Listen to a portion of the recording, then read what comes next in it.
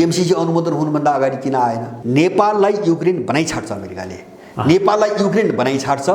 किन भन्छ भने तपाईको अहिलेको चीन भनेको तपाईको युक्रेनसँग जोडिएको रसिया हो उनको निम्ति, र रसियालाई छिन्न भिन्न पार्न युक्रेनको जो बलि चढाइदिए नि हो, नेपालको तस्बिर युक्रेनको रूपमा अगाडि आउँछ। यसमा मलाई कुनै पनि शङ्का छैन।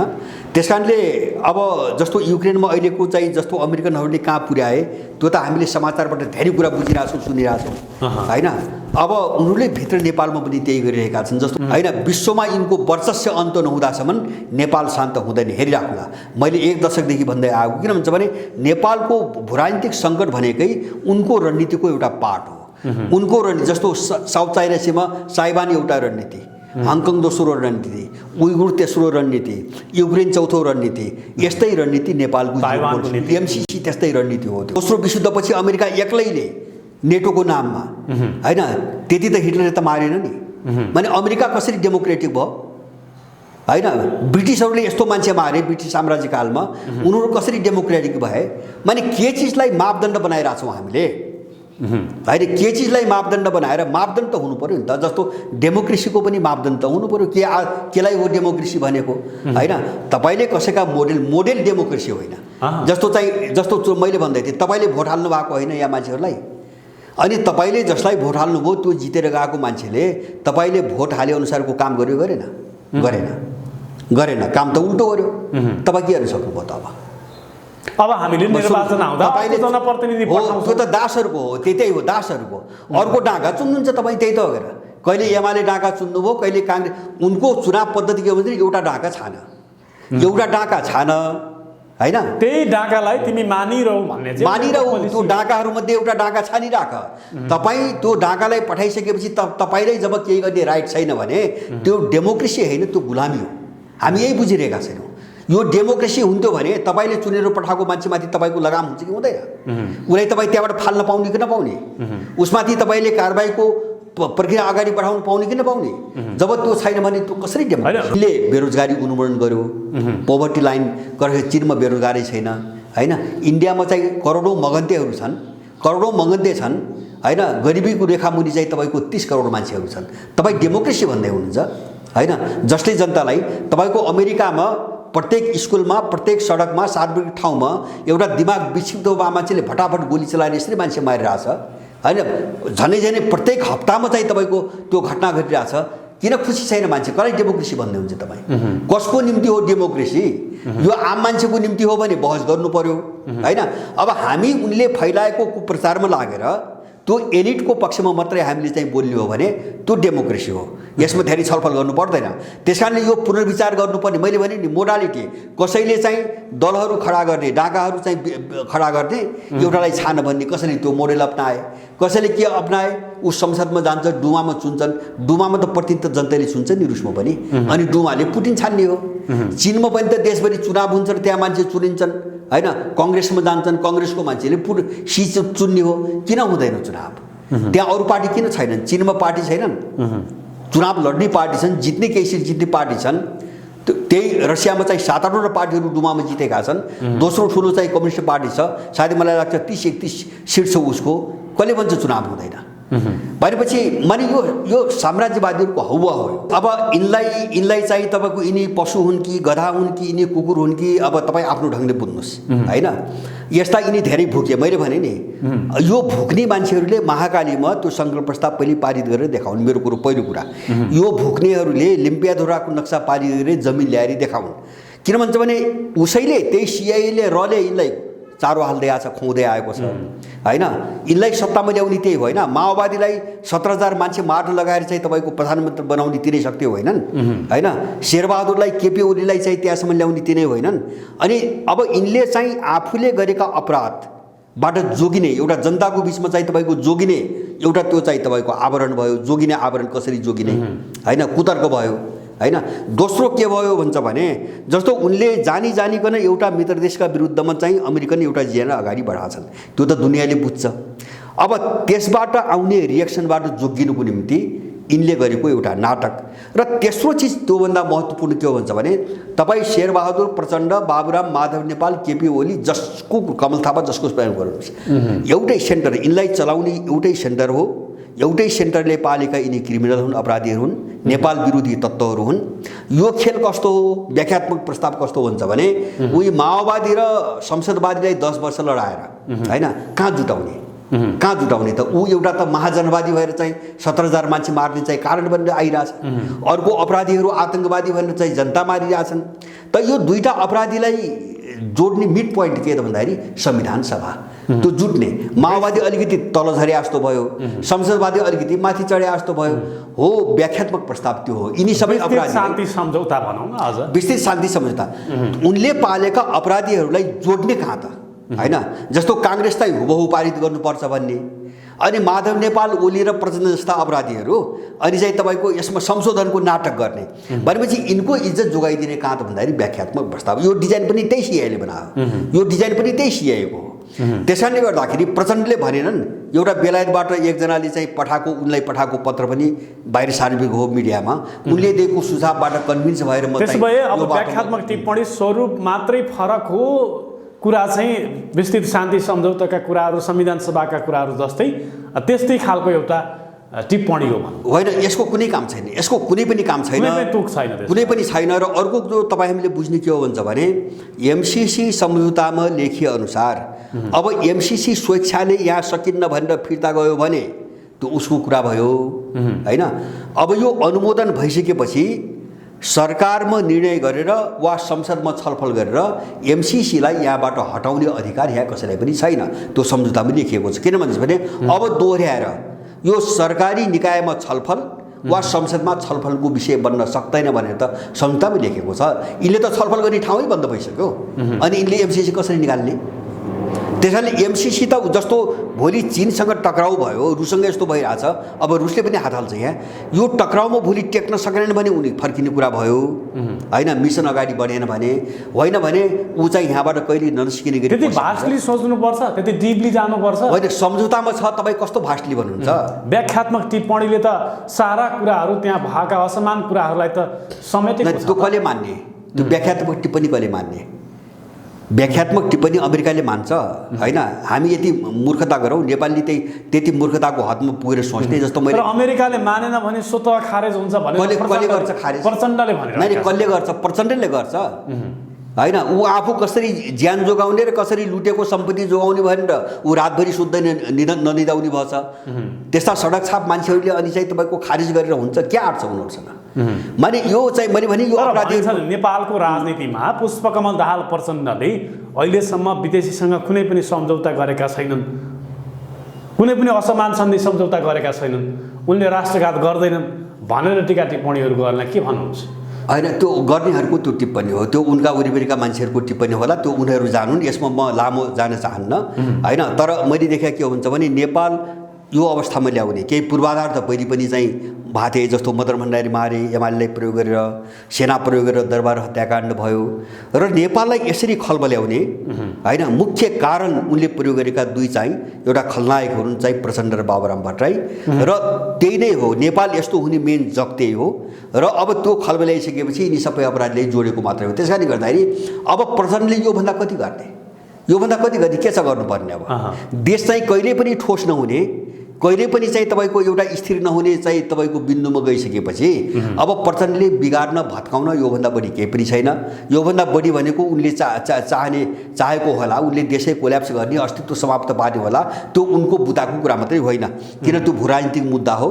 सारा अन्तर्राष्ट्रिय शक्तिहरूको भोलि राजनीतिक अस्थिरता ल्याउने कोही व्यक्ति छ भने त्यो अस्थिरता मात्र होइन, अस्थिरता मात्रै होइन, यिनी सबै हुन्। मेन कारण प्रचण्ड बाबुराम हुन्, जस्तो देशमा यो अस्थिरता ल्याउने, देशलाई कङ्गाल बनाउने होइन, कङ्गाल बनाएर अहिले चाहिँ वार्षिक बजेटभन्दा ठुलो आकारको व्यापार घाटा पुर्याउने, अनि चाहिँ देशमा सारा विदेशको राजनीति, खुलेआम राजनीति सुरु गर्ने सबै यिनै हुन्। कहाँ देशमा के छ भन्नुभएको तपाईँ? यिनी सत्तामा बस्ने लुटेराहरूको होइन, त्यहाँ जानेर चाहिँ तपाईँको जनताले तिरेको कर लुटेर खाने भन्दा माने देश र जनताको निम्ति यिनले गरेको के हो त्यो त भन्नु पर्यो नि त। बस त्यहाँ हामीले यिनको निम्ति के पाए यसो भन्नुहुन्छ, उनीहरूले हामी व्यवस्था परिवर्तनका वाहक हौँ, सङ्घीय लोकतान्त्रिक गणतन्त्र हामीले ल्याएको, जनताको अधिकार हामीले सुनिश्चित गरेको, धर्मनिरपेक्षता, समानुपातिक व्यवस्था हामीले ल्याएको, समावेशिता भनेर भन्छन्। त्यो उनले निम्ति त गरे नि त, त्यो उनको हकमा सत्य हो। मैले भने नि तपाईँ हामीले बहस त कहाँ गर्ने हो भन्छ भने उनले आफ्नो निम्ति चाहिँ जो सोचेका थिए त्यो सबै ल्याए होइन। सडक छाप मान्छेहरू अरबपति भए, उनले सबै ल्याए होइन। देश र जनताको हकमा के भयो? यहाँको 80 लाख मान्छे बाहिर निकाल्यो काम गर्न नपाएर, गरेर खान्छु भन्न नपाएर 80 लाख मान्छे, जो मान्छे परिवारसँग बस्न पाउँदैन, देशमा बस्न पाउँदैन, जहाँको नागरिक, जहाँको देशको शासन चाहिँ सिधै विदेशीले डिक्टेट गरेर चलाइरहेछ, गुप्तले चलाइरहेछ, त्यो चाहिँ हामीले पाएको मान्ने? हामीले गर्ने बहस त्यही हो। त्यसकारणले प्राप्त भयो कसको निम्ति, हामीले यो कोणबाट हेर्ने हो? प्राप्त उपलब्धि जनताको लागि होइन, जनताको निम्ति हो भने त जनताको निम्ति हो भने त जनताले त पाउनु। त्यो 80 लाख मान्छे फर्काउनु न, त्यसपछि चाहिँ उनले गरेको पनि हामी बहस गर्छौँ। त्यो विदेशीको 80 लाख मान्छे फर्काउनु, माने कालापानीको सारा नक्सा उनले जो नक्सा पारित गरे त्यो जमिन ल्याउन्, विदेशीहरूको यो नाच बन्द गरून्। अनि त्यसपछि चाहिँ यिनले परिणाममा देश र जनताको निम्ति के दिए भने बहस त्यहाँ सुरु हुन्छ। भनेपछि हामीले एउटा सापेक्षतामा हेर्ने हो कसको निम्ति। तर महाकाली सन्धि गरेका त प्रचण्ड बाबुरामहरूले त होइन नि त, केपी शर्मा ओली, शेरबहादुर देउवा नै हुन्। र लिपु लेक, लिम्पियाधुरा र कालापानी सहितको नक्सा सार्वजनिक गरिसक्दा त्यही एउटा असमान सन्धि महाकाली सन्धिले गर्दा त्यो भूमि फिर्ता गराउन सकिन्छ भन्ने कुरामा संशय पैदा भएको छ। होइन, त्यो बेला त माओवादीको कुनै औकातै थिएन, जस्तो त्यो रोल खेल्ने कुनै औकात थिएन एउटा। अर्को कुरो के भन्छ भने जस्तो त्यस बेला चाहिँ ठुला पार्टी काङ्ग्रेस एमाले विदेशीले उनलाई प्रयोग गरेका थिए, किन सत्ताको स्वार्थ त उनबाट पुरा हुन सक्थ्यो। माओवादीलाई विकल्पमा उठाइरहेको थिए। भोलि काङ्ग्रेस एमाले बदनाम भए अथवा चाहिँ अर्को विकल्प खोज्नु पर्यो भने के गर्ने, त्यो विकल्पमा उठाइरहेको थिए। उसलाई विरोधी रूपमा प्रस्तुत गरे होइन। होइन भने तपाईँ उनले चाहिँ देउबासँग जो 41 सूत्रीय 40 सूत्रीय माग राखे, त्यो मागको 1 नम्बर मुद्दा के छ? भारतीय विस्थापनको अत्याचार बन्द गर्ने। त्यो माग राखे अनि बन्दुक उठाउनुभन्दा पहिले सब भारतमा इन्डियामा बस्ने, उनीसँग सबै कुरा गरेर सेल्टर बनाएर अनि चाहिँ तपाईँको यहाँमाथि गोली चलाए होइन। 1 नम्बर मुद्दामा छ उनले भारतीय विस्तारवाद मुर्दाबाद। माने यस्ता नौटङ्की यिनका धेरै देखे, माओवादीका पनि देखे होइन। यही चाहिँ तपाईँको एमाले के गर्यो? मदन भण्डारीलाई आफै मारे, भित्रका अपराधीहरू मिलेर विदेशीसँग, अनि कत्रो तोडफोड गरे अनि चाहिँ तपाईँको आफै आयोग, पार्टीबाट आयोग बनाए, यही ओलीको संयुक्तमा आयोग बन्यो, त्यसले हत्याकाण्ड भन्यो। त्यो रिपोर्ट न प्रकाशित हुन दिए न छानबिन गरे, यिनीले दबाए। त्यसैले मदन भण्डारीको हत्या गरेको, दासढुङ्गामा गाडी पल्टाएर हत्या गरेको एमाले नै हो। अनि एमाले नमिलिकन त्यो हत्याकाण्ड हुन्छ होइन, गरेको विदेशीले हो। एमालेका मान्छे नमिलिकन हत्याकाण्ड हुन्छ होइन, एमाले मिलेको होइन भने त्यो तत्कालीन नेताहरूको मिलेमतमा त्यो षड्यन्त्र रचिएको हो। त्यसमा कुनै शङ्का छैन। यो यस्तो त बहसको विषय नै होइन। कुन नेता हुन सक्छ त्यसमा? किन त्यो बेला नेतृत्वमा जो छ मैले जिम्मेदारी माधव नेपाललाई दिन्छु मूलभूत रूपमा, अरू पनि मिला होलान्, तर माधव नेपालको जिम्मेदारी छ यसमा। किन भन्छ भने आयोग बनाएको उनले, त्यो आयोगको रिपोर्ट बाहिर ल्याउनु पर्दैन, त्यो दबाएको माधव नेपालले होइन। मदन भण्डारी मरेपछि एमालेको सत्तामा 15 वर्ष एकलौटी रूपमा शासन गरेका व्यक्ति माधव नेपाल, अनि उसले त्यो आयोग छानबिन अगाडि मदन भण्डारीको हत्याकाण्ड हुनुमा माधव नेपालको ठुलो हात छ। त्यसो भए माधव नेपालको त सिधा संलग्नता नभएको मान्छेले आयोगको आफ्नै पार्टीले बनाएको आयोगको रिपोर्ट दबाउँछ होइन। हामी कुन मान्छेले विश्वास गर्न सक्छ? उनले दबाउने किन? आफूले पार्टीबाट बनाएको आयोगले बनाइसकेको रिपोर्ट लुकाउनु पर्ने, दबाउनु पर्ने कारण के? त्यो कारण त बुझ्नु पर्यो नि। त्यो केस अगाडि बढ्न नदिने खेल हो। त्यो बेला आक्रोशलाई थामथुम पार्न चाहिँ तपाईँको आयोग बनाए, अनि त्यसले दियो रिपोर्ट हत्याकाण्ड हो, छानबिन गर्नुपर्छ भन्ने रिपोर्ट दियो, रिपोर्ट दबाइदिए। भने यस्ता काम यिनले धेरै गर्दै आएका छन्। त्यसैले गर्दाखेरि यसबाट केपी ओलीले आरोप लगाउनु भएन, मालकमा नेपाललाई मात्रै मैले यस्तो छ। अब संलग्न होलान्, म केपी यसबाट पुरै अछुतो छन् मैले भन्न खोजेको होइन, तर त्यस बेलाको नेतृत्व, मुख्य नेतृत्वमा माधव नेपाल भएको हुनाले यसको छानबिन आएको रिपोर्टलाई त्यो निस्तेज बनाउने खालको षड्यन्त्र माधव नेपालले रचेको कारणले हो। बनाउने आफै, अनि चाहिँ त्यसलाई लुकाउने र दबाउने पनि आफै। यो दुईटै भूमिका माधव नेपालले। मैले माधव नेपाललाई किन भनेको हुन्छ भने त्यसपछि उनीहरूको सरकार बनेको छ, एक छानबिन त गर्न सक्थे नि। त्यसपछि उनको सरकार बनेको छ र त्यसपछि 15 वर्षसम्म माधव नेपालको एकलौटी नेतृत्व छ पार्टीभित्र। भनेपछि यो सबै दबाएको त माधव नेपाल कुन लाटाले पनि बुझ्ने कुरा हो यो। भनेपछि अब यस्तो खेलबाट आएका उठाइएका मान्छेहरूले एमसीसी अनुमोदन गर्छन् कि गर्दैनन् हामीले सोच्ने हो। जस्तो मैले भने नि, माधव एमालेको पृष्ठभूमि, माओवादीको पृष्ठभूमि, काङ्ग्रेसको त कुरै छोडिदिनुहोस्, अनि यो पृष्ठभूमिबाट आएका मान्छेहरूले एमसीसी अनुमोदन गर्छन् कि गर्दैनन्? जस्तो माधव नेपाल र चाहिँ प्रचण्डको चाहिँ 2-4 दिन नाटक देख्यो नि होइन, तिग्रेहरूलाई सडकमा उफार्ने, एमसिसी खारेज गरेर उखाड्ने, उनीहरूबाट त्यो सम्भवै थिएन। मैले धेरै पटक भनेको माधव नेपाल र प्रचण्डबाट एमसिसी विरुद्धमा जान सम्भवै छैन, असम्भव छ होइन। त्यो सामर्थ्य नै नभएको कुरा उनीहरूले सडकमा उतारे कार्यकर्ता। त्यसबाहेक होइन, कस्तो सामर्थ्य होइन, तपाईँको उनको कर्मचारीले उतार्छ भनेको, उनको निम्ति काम गरेको कर्मचारीले उनको विरुद्धमा मान्छे उतार्छ, कहिले उनको विरुद्धमा मत हाल्छ। हामीले त जस्तो उनको खाएर उनको मिसनमा उनले उठाइएका मान्छेहरूलाई उनका कर्मचारी पनि बुझ्नु पर्यो होइन। अनि कुनै अफिसमा कसैको निम्ति काम गर्ने कर्मचारीले बगावत गर्दा विद्रोह गर्न सक्छ। त यस्ता असम्भव चिजहरू हामीले आशा गरेर बस्यौँ क्या, यस्ता नहुने चिजहरू। तपाईँको भनाइअनुसार बुझ्नु पर्यो कि अमेरिकाले बनाएका नेताहरू हुने यिनीहरू, अमेरिकाले बनाएका रले बनाएका अथवा भनौँ सिआइएले बनाएका ती कर्मचारीहरू मात्रै हुन्। बस यिनले फन्डेड गरेका, यिनले अगाडि बढाएका मान्छे, यिनको मिसनमा प्रचण्ड, माधव नेपाल, बाबुराम शेरबहादुर जोसुकै कुरा हेर्नुहोस्, नेपालका राजनीतिक दलका शीर्ष नेता जो आफूलाई मूलधार भन्छन्, बस सबै त्यो डिजाइनभित्रकै मान्छेहरू। मैले भने नि सेन्टर एउटै हो होइन। अब चाहिँ त्यो विस्फोट गराउनुको निम्ति त्यो विदेशीले यिनलाई विभिन्न आवरणमा ग्याङ बनाएर लडाउँछ, सुरुमा लडाउँछ, किन परिस्थिति बिगार्नु पर्यो। अनि परिस्थिति सबै भत्किसक्यो भने यिनलाई एक ठाउँमा लगेर जोड्छ। बारबुदे भने त्यही न हो होइन। सबै चिज खलबल्याइसकेपछि राजा पनि मारे, त्यसपछि समाज पनि विध्वंस गरे, साम्प्रदायिकता फैलाए, अराजकता फैलाए, अनि त्यसपछि के गरे बारबुदे मिलाएर जोडे। उनको काम पुरा भयो। अब ब्याकग्राउन्ड बन्यो, काम गर्ने ब्याकग्राउन्ड बन्यो, पृष्ठभूमि तयार भयो, त्यसपछि बारबुदे मिलाए, एजेन्डा थमाइदिए। होइन भने तपाईँको 63 सालपछि जति एजेन्डा तपाईँ अहिले अघि नै भन्नुभयो नि, तपाईँ सङ्घीयता, धर्मनिरपेक्षता होइन, के अरे लोकतन्त्र, फोकतन्त्र, दुनियाँभरिका कुरा सुरु, कसका एजेन्डा हुन्? तपाईँ 63 भन्दा अगाडि कसैको पार्टीमा एजेन्डा देखाउनु चाहिँ नि कुरा, कसैका पनि होइन नि एजेन्डा। पार्टीगत रूपमा जन्मको आधारको नागरिकता, पार्टीगत रूपमा कसैको मुद्दा पनि होइन होइन। यो सबै विदेशीले थमाएको एजेन्डा हो। त्यो एजेन्डामा जब विदेशीका एजेन्डामा, कमन एजेन्डामा यिनीहरू सबैको सहमति हुन्छ भने यिनीहरू को हुन् भन्ने कुरो त्यतिबाट पनि बुझिन्छ। त्यस कारणले यो विषयमा चाहिँ अब यिनीहरूको विषयमा धेरै छलफल गर्न मैले आवश्यक देख्दिनँ, किन घटनाक्रमको एउटा चेनमा रहेर घटनाहरूको श्रृङ्खलालाई हेर्ने हो होइन। तपाईँ अहिले देखेको घटनालाई यसको पृष्ठभूमिबाट अलग ल्याएर त्यसलाई स्वतन्त्र बनाएर त्यो घटनालाई तपाईँ केही पनि बुझ्नुहुन्न होइन, त्यसले भ्रम सिर्जना गर्छ। त्यस कारणले आजको घटना योभन्दा अगाडिको त्यसको गर्वसँग उसको के सम्बन्ध छ हामीले चेनमा हेरेर मात्रै बुझ्ने हो। त्यस कारणले अहिलेको नेपाल बुझ्न कम्तीमा 47 सालपछि जब काङ्ग्रेस र एमाले निजीकरणको नाममा अर्थतन्त्र स्वाहा पार्न सुरु गरे नि, त्यहाँदेखि माओवादी युद्धसम्मका घटनाक्रमहरू, दरबार हत्यार सबै श्रृङ्खलालाई नजोड्ने हो भने हामीले नेपालको अहिलेको स्वरूप हामीले बुझ्न सक्दैनौँ। नेपाल कुनै एउटा कारणले यस्तो भएको होइन, यो सम्पूर्ण डिजाइन हो।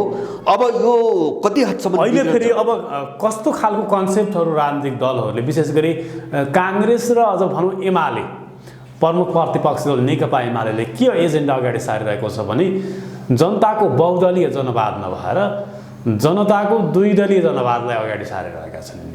होइन, त्यो अमेरिकनहरूको एजेन्डा हामी बुझ्छौँ, त्यो राम्रोसँग बुझ्छौँ। किन भन्छ भने जस्तो मैले भने नि त्यो एजेन्डा काम मल्टी पार्टी सिस्टमलाई कोल्याप्स पारेर दुईवटा राजनीतिक दल मात्र यो देशमा अस्तित्वमा रहने भन्ने मैले बुझेँ होइन, प्रोपोगन्डा अगाडि बढाइरहेका त्यो सबै अमेरिकन एजेन्डा हो, हामी त्यो बुझ्छौँ। युरोपियन अमेरिकन एजेन्डा हो। उनीहरू कहाँ गइरहेछन् अहिले भन्छ भने मैले जस्तो युक्रेनको कुरा हामीले गऱ्यौँ, जस्तो नेपालको भू राजनीतिको विषयमा उनको लामो डिजाइन छ, योजना छ होइन। अब त्यो भू राजनीतिलाई ठ्याक्कै आफ्नो अनुकूल प्रयोग गर्नु निम्ति उनले विरोधीहरूको कुनै पनि उपस्थिति रोक्न खोजिरहेका छन् होइन। जस्तो संसदमा एकजना विरोधी भइदियो भने त कुरो त निस्किन्छ नि होइन, जनताको बिचमा होहल्ला हुनु सुरु हुन्छ। जस्तो अहिले नेपालमा एमसिसीका विरुद्ध जो जनमत बन्यो त्यो चाहिँ संसदमा ठुलो मत भएर त बन्या त होइन नि। संसदमा कति छन्? 2-4 जना हुन् संसदमा, तर यसका विरुद्धमा चाहिँ झन्डै 99.99% जनमत त बन्यो, सबै मान्छेले थाहा पायो। त्यो चिज पनि बन्द गर्ने खेलमा पश्चिमाहरू छन्। किन एउटा उनको मिसनको भयानक लडाइँ, चीनका विरुद्धको लडाइँ चाहिँ तपाईँको संसदमा ठ्याक्कै आफ्ना पपेटहरू नभइकन मात्रै नहुँदासम्म त्यो अगाडि बढ्दैन। त्यस कारणले एमाले काङ्ग्रेस होला अथवा एमालेको ठाउँमा माओवादी होला। उनीहरूको विचार के छ भने लोकतान्त्रिक घटकहरू काङ्ग्रेसतर्फ लाग्ने र अर्का कम्युनिस्टवादी घटकहरू चाहिँ एमालेसँग एकीकरण हुनुपर्छ। मैले भने घटकलाई त्यसरी शङ्कर पोखरेलले जुन किसिमको प्रतिक्रिया दिएको होइन, ऊ आफै दलाल हो। सुन्नुहोस् न, अब शङ्कर पोखरेल पनि काहीँको कम्युनिस्ट हो होइन। आफ्नो पार्टीको महासचिव मारेर इन्डियन पैसा खाएर मदन मोहन फाउन्डेसन खोल्ने र त्यसको तलब खाने मान्छे पनि कहिले कम्युनिस्ट हुन्छ होइन। त्यो साम्राज्यवादीहरूको अर्को खेल हो। होइन डेमोक्रेट र कम्युनिजमको नाममा दुई थरी दलालहरूलाई वरिपरि राख्ने, अर्को अस्तित्व मेटाउने, देशभक्त मेटाउने खेल हो यो। तर ध्रुवीकरण अब कसरी हुन्छ भन्छ भने देशभक्त र दलाल कित्ताको बिचमा अब लडाइँ, ध्रुवीकरण त्यो ढङ्गले अगाडि बढिसकेको छ। यसले अलिकति ठुलो आकार लिन चाहिँ समय लाग्ला, होइन समय पनि लिन्छ भन्ने मलाई लाग्दैन। एउटा निमित्त कारण जस्तो युक्रेनले पश्चिमाहरूलाई एकाएक चाहिँ यसरी रसियाले थला पारिदिएला भन्ने यिनले सपना चिताएनन् नि। रसियाले घुर्क्याउँछ, धम्काउँछ, के फाट्छ, के नाप्छ, होइन, पेल्दै जाने उनको सोच त त्यो थियो। नत्र भने सायद यस्तो हालत आउला भने यिनलाई चाहिँ अनुमान भइदिएको भए रुसले पठाएको सम्झौताको विषयमा कमसेकम छलफल गरौँ भन्थे यिनले सपना पनि चिता थिएन। उनीसँग यति घमण्ड रुसले अकस्मात युक्रेनमाथि आक्रमण गर्छ भन्ने अहिले यिनको दिमागले काम गरिरहेको छैन। र नेपालमा पनि के हुन्छ भने परिस्थिति सबै विस्फोटक भइसकेको छ, होइन, वातावरण। किनभने यो त पुरै सुकेको जङ्गल हो, त्यहाँ त एउटा झिल्को पर्न मात्रै बाँकी छ। त्यस कारणले एउटा झिल्कोले डढेर लाग्यो भने यिनी एमालेका चाहिँ शिखण्डीहरू कहाँ पुग्छन्, काङ्ग्रेसका शिखण्डीहरू कहाँ पुग्छन्, देशको नक्सा कस्तो भएर जान्छ, यो यिनको अनुमानभित्र अहिले आउँदैन। तर मलाई के विश्वास भन्छ भने यो समग्र वैश्विक जो ध्रुवीकरण चलिरहेछ नि, र नेपाल त्यसको एउटा अभिन्न अङ्गको रूपमा नेपाल जो चाहिँ सङ्कट अगाडि बढ्यो, अब त्यो ध्रुवीकरणसँगै नेपालको विकासको वे अगाडि बढ्छ र यिनी अपराधीहरूको विनाश हुन्छ। किन वैश्विक ध्रुवीकरणमा पश्चिमा शक्तिले जित्छ भन्ने मेरो चाहिँ तपाईँको मेरो आफ्नो तर्फबाट मैले 1% पनि अब विश्वास गर्दिनँ। युक्रेनको घटना देखिसकेपछि एउटा अर्को विश्वको उदय तपाईँले त्यो भनिरहनु भएको छ। 2046 साल पछिका घटनाक्रमहरू हेर्ने हो भने नेपालमा भारत र अमेरिकाको प्रभाव हत्तै बढेर गएको छ र अहिले त चरमचुरीमा छ।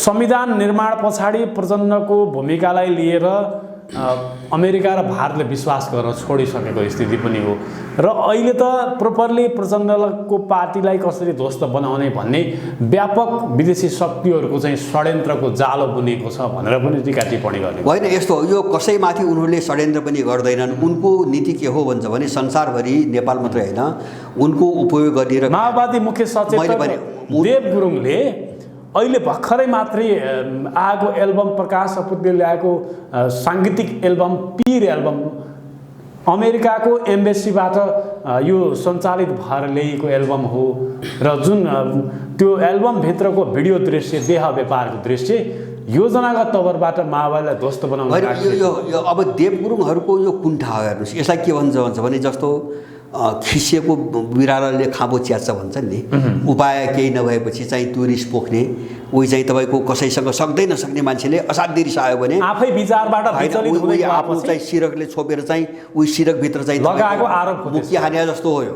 होइन। उनको पार्टीले एमसिसी अनुमोदन गर्ने, उनको नेताले, अनि चाहिँ प्रकाश सपुतले यस्तो गर्यो उस्तो गर्यो, यिनी फाल्तु कुराका कुनै पनि अर्थ हुँदैनन्, होइन। किन प्रकाश सपुतलाई उनले जे भनिरहेका छन् उनको भाषामा है, होइन, त्योभन्दा खतरनाक ढङ्गले त उनी नै प्रयोग हुँदै आयो नि तपाईँको अमेरिकनहरूबाट, होइन। जस्तो एमसिसीसम्म उनीहरूलाई अमेरिकाले नै प्रयोग गरिरहेछ, किन उनीहरू अर्काका कुरा गरिरहेछ। तर भनिन्छ नि बाध्य भएर प्रयोग हुनु परेको हो माओवादी भनेर पनि भनिन्छ नि। माओवादीलाई खास अमेरिकाले काखी च्यापिरहेको छैन, तर बाध्य भएर प्रयोग हुनु होइन। त्यो अहिले होइन, त्यो प्रचण्डको अहिले होइन। तपाईँले हेर्नुभयो बाध्यता भने यो अपराधीले बोल्ने भाषा हो क्या। जस्तो उसले प्रचण्ड अहिले के भने भन्छ भने हामीले एमसिसी अनुमोदन गरेको भए सर्वनाश हुन्थ्यो, किन त्यो अपराध चाहिँ ढाकछुप गर्ने कुरा भयो। त्यो यस्तै कुरा यिनले चाहिँ तपाईँको 12 बुधेपछि भनेका थिए। 12 बुधे पछि के चुनबाङ बैठक त्यसको 1 वर्षपछि भएको चुनबाङ बैठक गर्दाखेरि उनले के गरेपछि के भने हामीले यो संविधान सभाबाट चाहिँ यसरी यो बाटोबाट जाने भनेर हामीले बाटो नबदलेको भए अमेरिकाले हामीलाई घेरामा हालेर पुरै स्वाहा पार्ने योजना बनाएको थियो, हामी सिद्धिन्थ्यौँ भने किन त्यो त गद्दारीलाई ढाकछोप गर्ने तरिका नै हो त्यो त, होइन। त्यो त आफ्नो गद्दारी दुष्टलाई ढाकछोप गर्ने तरिका हो। त एमसिसीमा पनि उनको कुतर्क त्यही हो, होइन। प्रकाश सपुत भने पनि त्यही हो, किन यिनको औकात छैन, यिनीहरू त्यही प्रयोग हुँदै आएका मान्छेहरू हुन्। त्यस कारणले गर्दाखेरि हामी यिनले के भन्छन् सवाल त्यो होइन क्या। जस्तो म तपाईँलाई एउटा देव गुरुङको कुरा गर्छु, म एउटा भन्छु, यदि कुनै मान्छेमा चेतना छ, देव गुरुङमा चेतना छ भने, होइन, जस्तो लीलामणिले विरोध गरे, लीलामणिमा चेतना छ, उनीहरू मान्छे भइसकेका छन् भने, होइन, देश बेच्ने र बचाउने यत्रो लडाइँमा राष्ट्रको लडाइँ छ। अनि त्यस्ता थाङ्ने चाहिँ प्रचण्ड बाबु जस्ता क्रिमिनल, त्यस्ता थाङ्ने मान्छेहरूको पार्टी निर्णय अनुशासन उनका आदेश भन्ने मान्छे त्यस्तो पार्टीमा बस्छ? देश बेच्ने देशद्रोही गर्ने पार्टीमा बस्छ? त्यस्ता मान्छेको नेतृत्वमा बस्छ? होइन, इमान भएको र दिमाग भएको मान्छे एक्लै गए पनि विद्रोह गर्छ। तेस्रो ठुलो पार्टी माओवादी हो, तपाईँले थाङ्ने पार्टी भनिरहनु भएको छ। होइन सुन्नुहोस्, अब त्यो चाहिँ उनको कुरा, त्यो छोड्नुहोस्। मैले भने के तपाईँले अघि नै भनेको कुरो जस्तो उनको नीति के हो भन्छ भने युज एन्ड थ्रो, प्रयोग गर्छ उसको काम भएन भने सडकमा लगेर फ्याँकिदिन्छ। जस्तो पश्चिमाले त्यही गरेको छ होइन। जस्तो बिन लादेनलाई उठायो, सोभियत सङ्घका विरुद्धमा उठायो, आफै मार्यो। सद्दाम हुसैनलाई कुगराएर इरानसँग लडायो, 8 वर्ष आफै मार्यो होइन। अब तालिबान आफै जन्मायो, विकास गर्यो, हुर्कायो, मुजाहिदिनहरूको विरुद्धमा आफै आक्रमण गर्यो। कर्नल गद्दाफीको घटना त्यही हो। अनि प्रचण्ड चाहिँ के को अपवाद? अब प्रचण्ड हिजोसम्म चाहिँ तपाईँको युद्धको धङधङी रहँदासम्म, मान्छेमा भ्रम हुँदासम्म ठुलो शक्ति थियो, प्रयोग गर्नुसम्म गरे। जस्तो अब अहिले आकार चाहिँ बिस्तारै कमजोर हुँदै गयो, जनताको विश्वास घुम्दै गयो। अब प्रचण्ड माओवादी कहिले पत्याउने? अब यसको स्थिति सक्यो भनिसकेपछि उसले चाहिँ आफूलाई डेमोक्रेट देखाउन, अमेरिकाले साम्राज्यवादीले आफूलाई प्रजातान्त्रिक देखाउन अब यिनी खुइलिसकेका दलालहरूमाथि एउटा ट्याग लाउँछ, सडकमा फ्याँकिदिन्छ। ठुलो कुरो के छ त्यसमा? संसारभरि गर्दा फ्याँकिन्छन्, प्रचण्ड पनि फ्याँकिन्छन्। जो जो जो प्रयोग आनन् अथवा जसले जनतालाई बेकुफ बनाएर चाहिँ उनको पक्षमा काम गर्न सक्दैनन् तिनी छानी गर्ने फ्याँकिन्छन् होइन। जस्तो हिजो होइन एमसिसी पारित गर्न भनेर चाहिँ तपाईँको जुटाइदिएको उनी होइन, बहुमत आइसकेपछि पनि त्यो काम गर्न नसकेपछि फुटाइदिए होइन। जुटाइदिएको त्यसैको निम्ति हो। त्यहाँभित्र विवाद आयो, एमाले भित्रै विवाद आयो, एमसिसी चाहिँ तपाईँको पारितभित्रबाट निकास पाएन। अनि त्यसपछि त्यो एकता उनले किन राख्दैन, उनले फुटाइदिए होइन। अब चाहिँ तपाईँको उनलाई आवश्यक पऱ्यो भने फेरि जुटाइदिन्छन्। यिनको के छ विवाद? जस्तो केपी ओली र प्रचण्ड मिल्ने ठाउँ थियो कतै होइन। एउटाले एउटालाई आतङ्कवादी भन्दै आछ, अर्काले चाहिँ तपाईँको चाहिँ चरम निरङ्कुश अब के हो ओलीमाथि आरोप होइन, माओवादी लगाउँदै आज बिना राजनीतिक छलफल, बिना कुनै चाहिँ सैद्धान्तिक मूल्य मान्यता एकै रातमा जुट्या होइन नि यिनीहरू होइन। अनि फुर्दाखेरि कुनै राजनीतिक कारण थियो होइन।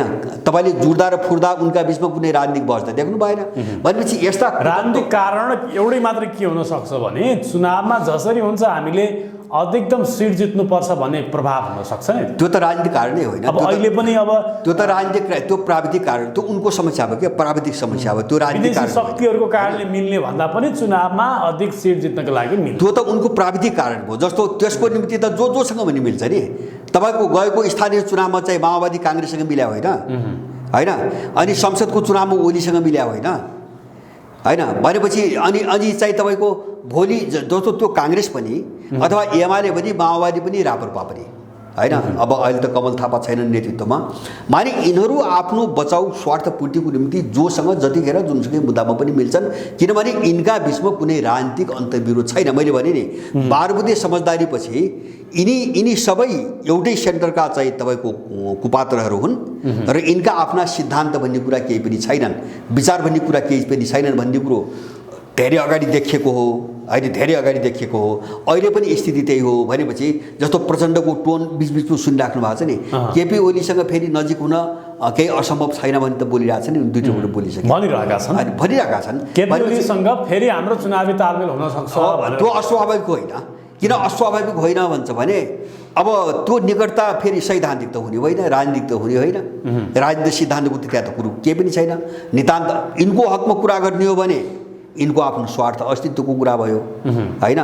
फुट र जुट भनी एमालेहरूले पनि के भने अब यिनको समाजवादीसँग बरु मिल्न सक्दैनौँ, माओवादीसँग चुनावी तालमेल हुने सम्भावना चाहिँ रहन्छ भनेर भनिरहेका छन्। अब त्यो स्वाभाविक छ। यस्तो चिजमा धेरै मलाई लाग्छ समय बर्बाद पार्नुहुन्न। किन भन्छ भने उनको नियति त्यही हो, उनको स्तर त्यही हो, उनको औकात त्यही हो।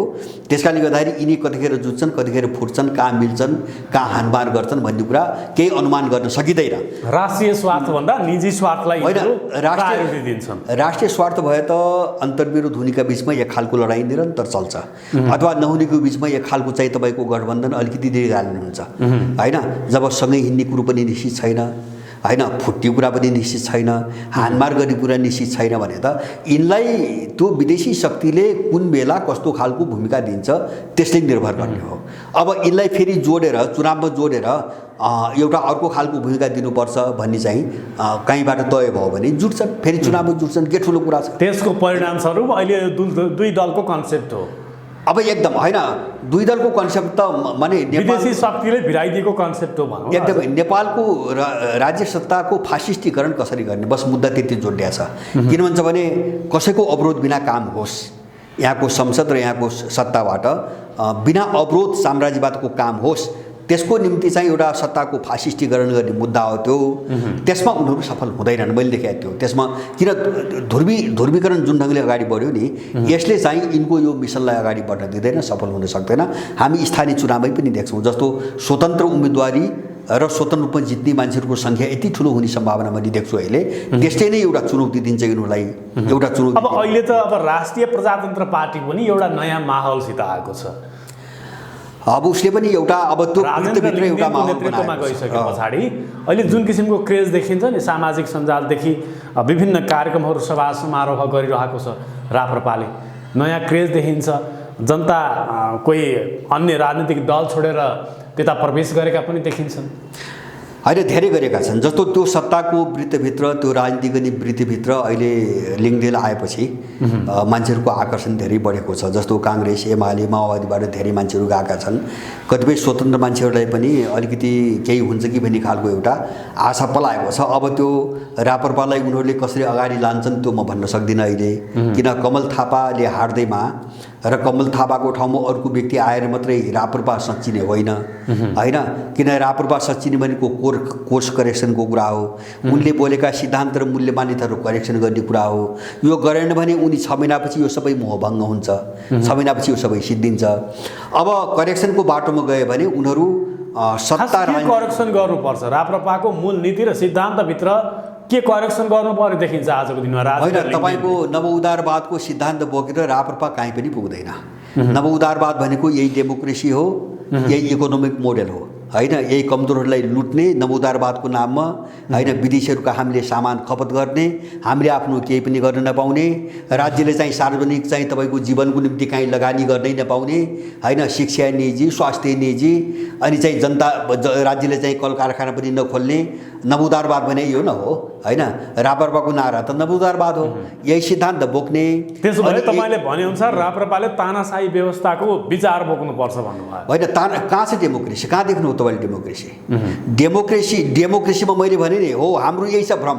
हामी कमजोर कहाँ छौँ भन्छ भने त्यो पश्चिमा स्कुलले हाम्रो दिमागै काम नगर्ने बनाइदियो, होइन। हामी कहाँ गरेछौँ भन्छ भने तपाईँको मान्छेले आफ्नो घरमा बसेर खान नपाएर 80 लाख मान्छे चाहिँ विदेशमा छ। तपाईँ यसलाई डेमोक्रेसी देख्दै हुन्छ अझै पनि। डेमोक्रेसी भने के हो? तपाईँ त्यो पुनर्भाषित गर्नु पऱ्यो क्या। अब डेमोक्रेसी जुन देश आज स्वतन्त्र रूपमा हिँड्न पाउनुहुन्छ, डुल्न पाउनुहुन्छ, बोल्न पाउनुहुन्छ, आफ्ना विचारहरू भावनाहरू प्रकट गर्न पाउनुहुन्छ, नेतृत्वमा भएका गल्ती र कमजोरीहरू ल्याउन पाउनुहुन्छ, खबरदारी गर्न पाउनुहुन्छ। तपाईँले जसलाई अधिनायक बार्नु त्यो चीनमा पनि पाएको छ, त्यो रुसमा पनि पाएको छ, जुलुस प्रदर्शन भइरहेछ। आफ्नो स्वार्थमाथि आँच आयो भने अमेरिकाले पनि दिँदैन। जुलियस अन्साजलाई त मार्नको निम्ति सुपुर्द गरेर भनिरहेको छ नि बेलायतलाई, जुलियस अन्साजलाई त दिँदैन। किन उसको मुटु झिक्दियो जुलियस अन्साजले। विकिलिक्सले अमेरिकाको षड्यन्त्रको मुटु झिक्दियो, होइन। त्यो त उसलाई पद्दो रहन्छ नि, तर उसलाई असर नहुने खालका बकबकाउने दिन्छ छुट, जसले पनि दिन्छ। रसियाले पनि दिन्छ, सबैले। रसिया रुसमा आज युक्रेनको विरुद्ध युद्ध गर्नु हुँदैन, युक्रेन एउटा कमजोर राष्ट्र हो भनेर जुन जुन रसियनहरूले प्रोटेस्ट गरेका छन् उनीहरूलाई लगाएर थुनिदिएको छ। त युद्ध अवस्थामा थुन्छ। जस्तो जेलेन्स्कीले 11वटा पार्टीलाई चाहिँ सस्पेन्ड गरिदियो अस्ति। आफू आफ्नो पार्टी बाहेक अरू बाँकी जम्मै 11 पार्टी सस्पेन्ड गरियो। त्यो डेमोक्रेसी हो कि होइन? त्यो हो नि। अनि आफू बाहेकका 11 पार्टी सस्पेन्ड गर्ने, होइन, प्रतिबन्ध लगाउने कारण के? त्यस्तो पनि डेमोक्रेसी हुन्छ? माने व्याख्या आफ्नो हितको सन्दर्भमा हुन्छ हर चिजको। तपाईँ डेमोक्रेसीको व्याख्या पनि तपाईँ हामीलाई फाइदा गर्छ भने हामी डेमोक्रेसी मान्ने हो, घाटा हुन्छ भने हामीले नमान्ने हो, होइन। तपाईँ हाम्रो समृद्धि हुन्छ भने यो इकोनोमी मोडल मान्ने हो, हाम्रो कङ्गाली मात्रै हुन्छ र अरूले हामीलाई लुट्छ भने नमान्ने हो। सबैका व्याख्या सापेक्ष हुन्छन्, आफ्नो इन्ट्रेस्टमा व्याख्या गरिन्छ। कुनै पनि चिजको युनिभर्सल व्याख्या हुँदैन, सार्वभौम व्याख्या हुँदैन। त्यसमा झन् तपाईँको राजनीतिक विचारको त सार्वभौम व्याख्यै हुँदैन। त्यसकारणले गर्दाखेरि हामीमा जो पश्चिमाकरणको प्रभाव परेको छ, मैले भने नि तपाईँ डेमोक्रेसी भन्दै हुन्छ, तपाईँ डेमोक्रेसी हुन्थ्यो, तपाईँले भोट हाल्नुभयो, गएको चाहिँ केही 4 वर्ष अगाडि भोट हाल्नुभयो, होइन। तपाईँले यिनले चाहिँ हामीले दिएको कर यसरी लुटेर खाउनु भने भोट हाल्यो तपाईँले। तर एउटा कुरा के छ भने भरतलालजी, तपाईँको तृणमूल पार्टीको तपाईँ अध्यक्ष हुनुहुन्छ, तपाईँको पक्षमा जनलहर आयो, तपाईँले अधिकतम सिट सङ्घमा जित्नुभयो, प्रदेशमा जित्नुभयो भन्दै तपाईँ प्रधानमन्त्री बन्न पनि सम्भव छ नि आज देशमा। तर तपाईँ रुसमा प्रधानमन्त्री, त्यहाँको तपाईँ जस्तै कोही मान्छे प्रधानमन्त्री बन्न सक्दैन, राष्ट्रपति बन्न सक्दैन, चाइनामा सक्दैन। 2036 सम्म त त्यहाँको रुसको राष्ट्रपति एकाधिकार रूपमा उनी राष्ट्रपति रहिरहने व्यवस्था आफैले ल्याएका छन्। त्यसलाई तानाशाहीकरण भन्नुहुन्छ कि प्रजातन्त्रको स्वरूप भन्नुहुन्छ, उनले संवैधानिक भन्नुहुन्छ, त्यो आफ्नो विश्लेषण हो। होइन, नै त्यहाँको मान्छेले उनलाई चुन्छ भने त्यो तपाईँ हाम्रो टाउको किन दुख्नु पर्ने, उनको त्यो मोडेल हो। जस्तो पुटिन चुनावै नगरिकन चाहिँ 2036 सम्म भ्लादिमिर पुटिन भने त होइन नि, होइन। तर बस्न सकिने कुनै पनि व्यक्ति, पुटिनको कुरा मात्रै होइन, कुनै पनि व्यक्ति लामो कार्यकालसम्म बस्न सकिने संवैधानिक व्यवस्था गरे। त्यो पुटिन होला अथवा पुटिनको ठाउँमा अर्को होला। अब जस्तो चीनमा त्यो व्यवस्था गरे, सी होला अथवा त्यसको ठाउँमा अर्को होला, तर चुनिनु त पर्छ नि उनीहरू। तपाईँकै जस्तो विश्लेषण हिटलर पनि त्यही किसिमको प्रकृतिबाट गएको त हो नि। बिल्कुल बिल्कुल बिल्कुल, हिटलर पनि चुनावैबाट गएको हो नि त। कसरी भयो तानाशाही? 33 मा चाहिँ तपाईँको आम जनताको चुनावबाट चाहिँ तपाईँको चान्सल भएको होइन, होइन। हिटलरलाई तपाईँ कसरी तानाशाह हुनुहुन्छ? चुनावै भएको कारणले यहुदीको कत्लेआम गरेको, दुनियाँमा करोडौँ मान्छेहरूको नरसंहार गरेको त्यो मान्छे दार्शनिक हुन्छ कि महात्मा हुन्छ कि होइन? कत्लेआम गर्यो। तपाईँ हिटलरको कुरा मात्रै किन गर्नुहुन्छ? अमेरिकाले दोस्रो विश्वयुद्धपछि 2 करोड मान्छे मार्यो। तपाईँ त्यो तथ्याङ्क हेर्नु भएको छ कि छैन? 2 करोड मान्छे मार्यो दोस्रो विश्वयुद्धपछि अमेरिका एक्लैले, नेटोको नाममा, होइन? त्यति त हिटलरले त मारेन नि। माने अमेरिका कसरी डेमोक्रेटिक भयो, होइन? ब्रिटिसहरूले यस्तो मान्छे मारे ब्रिटिस साम्राज्यकालमा, उनीहरू कसरी डेमोक्रेटिक भए? माने के चिजलाई मापदण्ड बनाइरहेको छौँ हामीले, होइन? के चिजलाई मापदण्ड बनाएर, मापदण्ड त हुनु पऱ्यो नि त। जस्तो डेमोक्रेसीको पनि मापदण्ड त हुनु पऱ्यो। केलाई हो डेमोक्रेसी भनेको, होइन? तपाईँले कसैका मोडेल डेमोक्रेसी होइन। जस्तो मैले भन्दै थिएँ, तपाईँले भोट हाल्नु भएको होइन यहाँ मान्छेहरूलाई, अनि तपाईँले जसलाई भोट हाल्नुभयो त्यो जितेर गएको मान्छेले तपाईँले भोट हाले अनुसारको काम गर्यो, गरेन? काम त उल्टो गर्यो। तपाईँ के गर्न सक्नुभयो त? अब हामीले निर्वाचन आउँदा तपाईँले जनप्रतिनिधि पठाउँछौँ, त्यो त दासहरूको हो, त्यही हो दासहरूको। अर्को डाँगा चुन्नुहुन्छ तपाईँ, त्यही त हो। कहिले एमाले डाँगा चुन्नुभयो, कहिले काङ्ग्रेस। उनको चुनाव पद्धति के भन्छ? एउटा डाँगा छान, होइन? त्यही डाँगालाई तिमी मानिरहौ भन्ने चाहिँ मानिरहौ। त्यो डाँगाहरूमध्ये एउटा डाँगा छानिराख।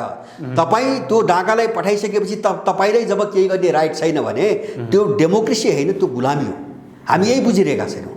यो डेमोक्रेसी हुन्थ्यो भने तपाईँले चुनेर पठाएको मान्छेमाथि तपाईँको लगाम हुन्छ कि हुँदैन? उसलाई तपाईँ त्यहाँबाट फाल्न पाउने कि नपाउने? उसमाथि तपाईँले कारबाहीको प्रक्रिया अगाडि बढाउनु पाउने कि नपाउने? जब त्यो छैन भने त्यो कसरी डेमोक्रेसी? रुसमा भ्लादिमिर पुटिन नराम्रो काम गरिरहेका छन् भने त्यहाँका जनताहरूले फाल्ने अधिकार उनीहरूलाई भएन कि? किन भएन? कसरी भएन भन्नु? तर नेपालमा त फाल्ने राइट किन भएन भन्नुहुन्छ क्या? मैले यही हो त, बुझाइ नै गलत यही हो। चुनाव हुन्छ तर उनीहरूको त्यो जुन किसिमबाट चुनाव हुन्छ उनीहरूको पक्षमा नतिजा आउने किसिमबाट नतिजा ल्याउनु पर्यो नि त। अरू पनि त उठ्छन् नि। पुटिनको पार्टी मात्रै त छैन, उनको डुमामा चुनाव हुन्छ, उनको संसदमा डुमामा चुनाव हुन्छ। डुमाले पुटिन छान्ने हो, होइन? डुमाले वाक स्वतन्त्रतादेखि लिएर हरेक कुराहरूमा होइन कसरी छैन भन्नुभयो, मैले यो बुझिनँ क्या। मिडियाहरूमा बन्देज गराइएको छ। तपाईँ बिबिसीको समाचारहरू हेर्नुहोस्। कसको? बिबिसीको समाचारहरू। अनि यिनले रसियन मिडिया ब्यान्ड गरेका छैनन्। रसियाले मात्रै किन दिने बिबिसीलाई? जस्तो यिनले रसियन सारा मिडियाहरू ब्यान्ड गर्छन् भने, जस्तो युरोप र अमेरिकामा रसियन मिडिया त सबै ब्यान्ड छ अहिले भने, रसियाले मात्रै दिनुपर्ने कारण के त? किन उनलाई दिने? जस्तो बिबिसीले के भनिरहेको छ भने रसियामा एकहोरो भ्लादिमिर पुटिनको पक्षमा मिडियाहरू वकालत गर्ने गर्छन् भनेर भनिरहेको छ। एकहोरो त्यो बिबिसीको कुरा हो। मैले हेर्छु, सब मिडिया हेर्छु, विरोधी मिडिया पनि हेर्छु रसियाका। उनीहरूले पश्चिमाको आवाज भनिरहेका छन्। होइन, पश्चिमाको आवाज मात्रै होइन, त्यो अहिले चाहिँ पश्चिमा मिसनमै जो बिबिसी चाहिँ ब्रिटिस सरकारले सञ्चालन गर्ने संस्था हो। तपाईँ कसरी स्वतन्त्र मिडिया भन्दै हुन्छ?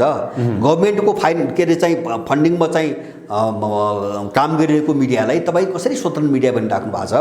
होइन, बेलायतको पोलिसी जे छ, बिबिसीको पोलिसी पनि त्यही हो। तपाईँ बिबिसीका हेर्नुहोस् त, युट्युब हेर्नुहोस् वा न्युज हेर्नुहोस्, होइन? कहिले यिनले युक्रेनलाई भड्काएर यहाँसम्म ल्याउनुको निम्ति अमेरिकाले, नेटोले यो गर्यो भने बिबिसीले एउटा समाचार दिएको थाहा पाउनु भएको छ तपाईँ? मिक्स सम्झौता युक्रेनले पालना गरेन भनेर बिबिसीले समाचार दिएको सुन्नुभयो?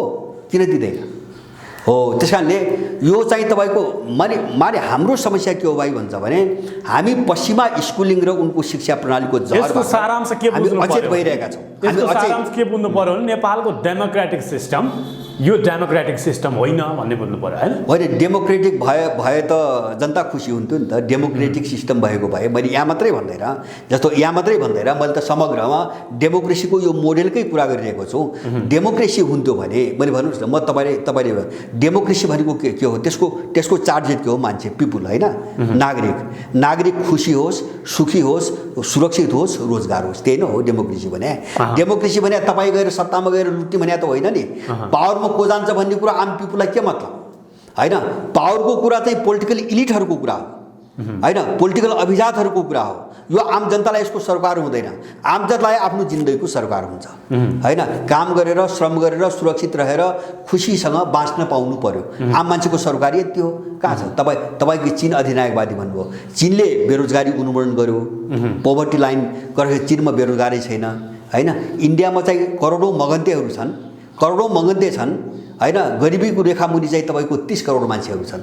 तपाईँ डेमोक्रेसी भन्दै हुनुहुन्छ होइन, जसले जनतालाई तपाईँको अमेरिकामा प्रत्येक स्कुलमा, प्रत्येक सडकमा, सार्वजनिक ठाउँमा एउटा दिमाग विक्षिप्त भए मान्छेले फटाफट गोली चलाएर यसरी मान्छे मारिरहेछ होइन।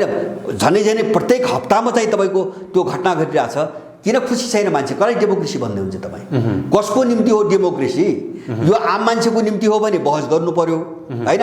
अब हामी उनले फैलाएको कुप्रचारमा लागेर त्यो एलिटको पक्षमा मात्रै हामीले चाहिँ बोल्ने हो भने त्यो डेमोक्रेसी हो। यसमा धेरै छलफल गर्नु पर्दैन। त्यसकारणले यो पुनर्विचार गर्नुपर्ने। मैले भने नि, मोडालिटी कसैले चाहिँ दलहरू खडा गर्ने, डाकाहरू चाहिँ खडा गर्ने, एउटालाई छान भन्ने, कसैले त्यो मोडेल अप्नाए, कसैले के अप्नाए, ऊ संसदमा जान्छ, डुमामा चुन्छन्। डुमामा त प्रतिनिधित्व जनताले चुन्छ नि, रुसमा पनि, अनि डुमाले पुटिन छान्ने हो। चीनमा पनि त देशभरि चुनाव हुन्छ र त्यहाँ मान्छे चुनिन्छन् होइन। कङ्ग्रेसमा जान्छन्, कङ्ग्रेसको मान्छेले चुन्ने हो। किन हुँदैन चुनाव? त्यहाँ अरू पार्टी किन छैनन्? चीनमा पार्टी छैनन्, चुनाव लड्ने पार्टी छन्, जित्ने केही सिट जित्ने पार्टी छन्। त्यही रसियामा चाहिँ 7-8वटा पार्टीहरू डुमामा जितेका छन्। दोस्रो ठुलो चाहिँ कम्युनिस्ट पार्टी छ, सायद मलाई लाग्छ 30-31 सिट छ उसको। कसले भन्छ चुनाव हुँदैन?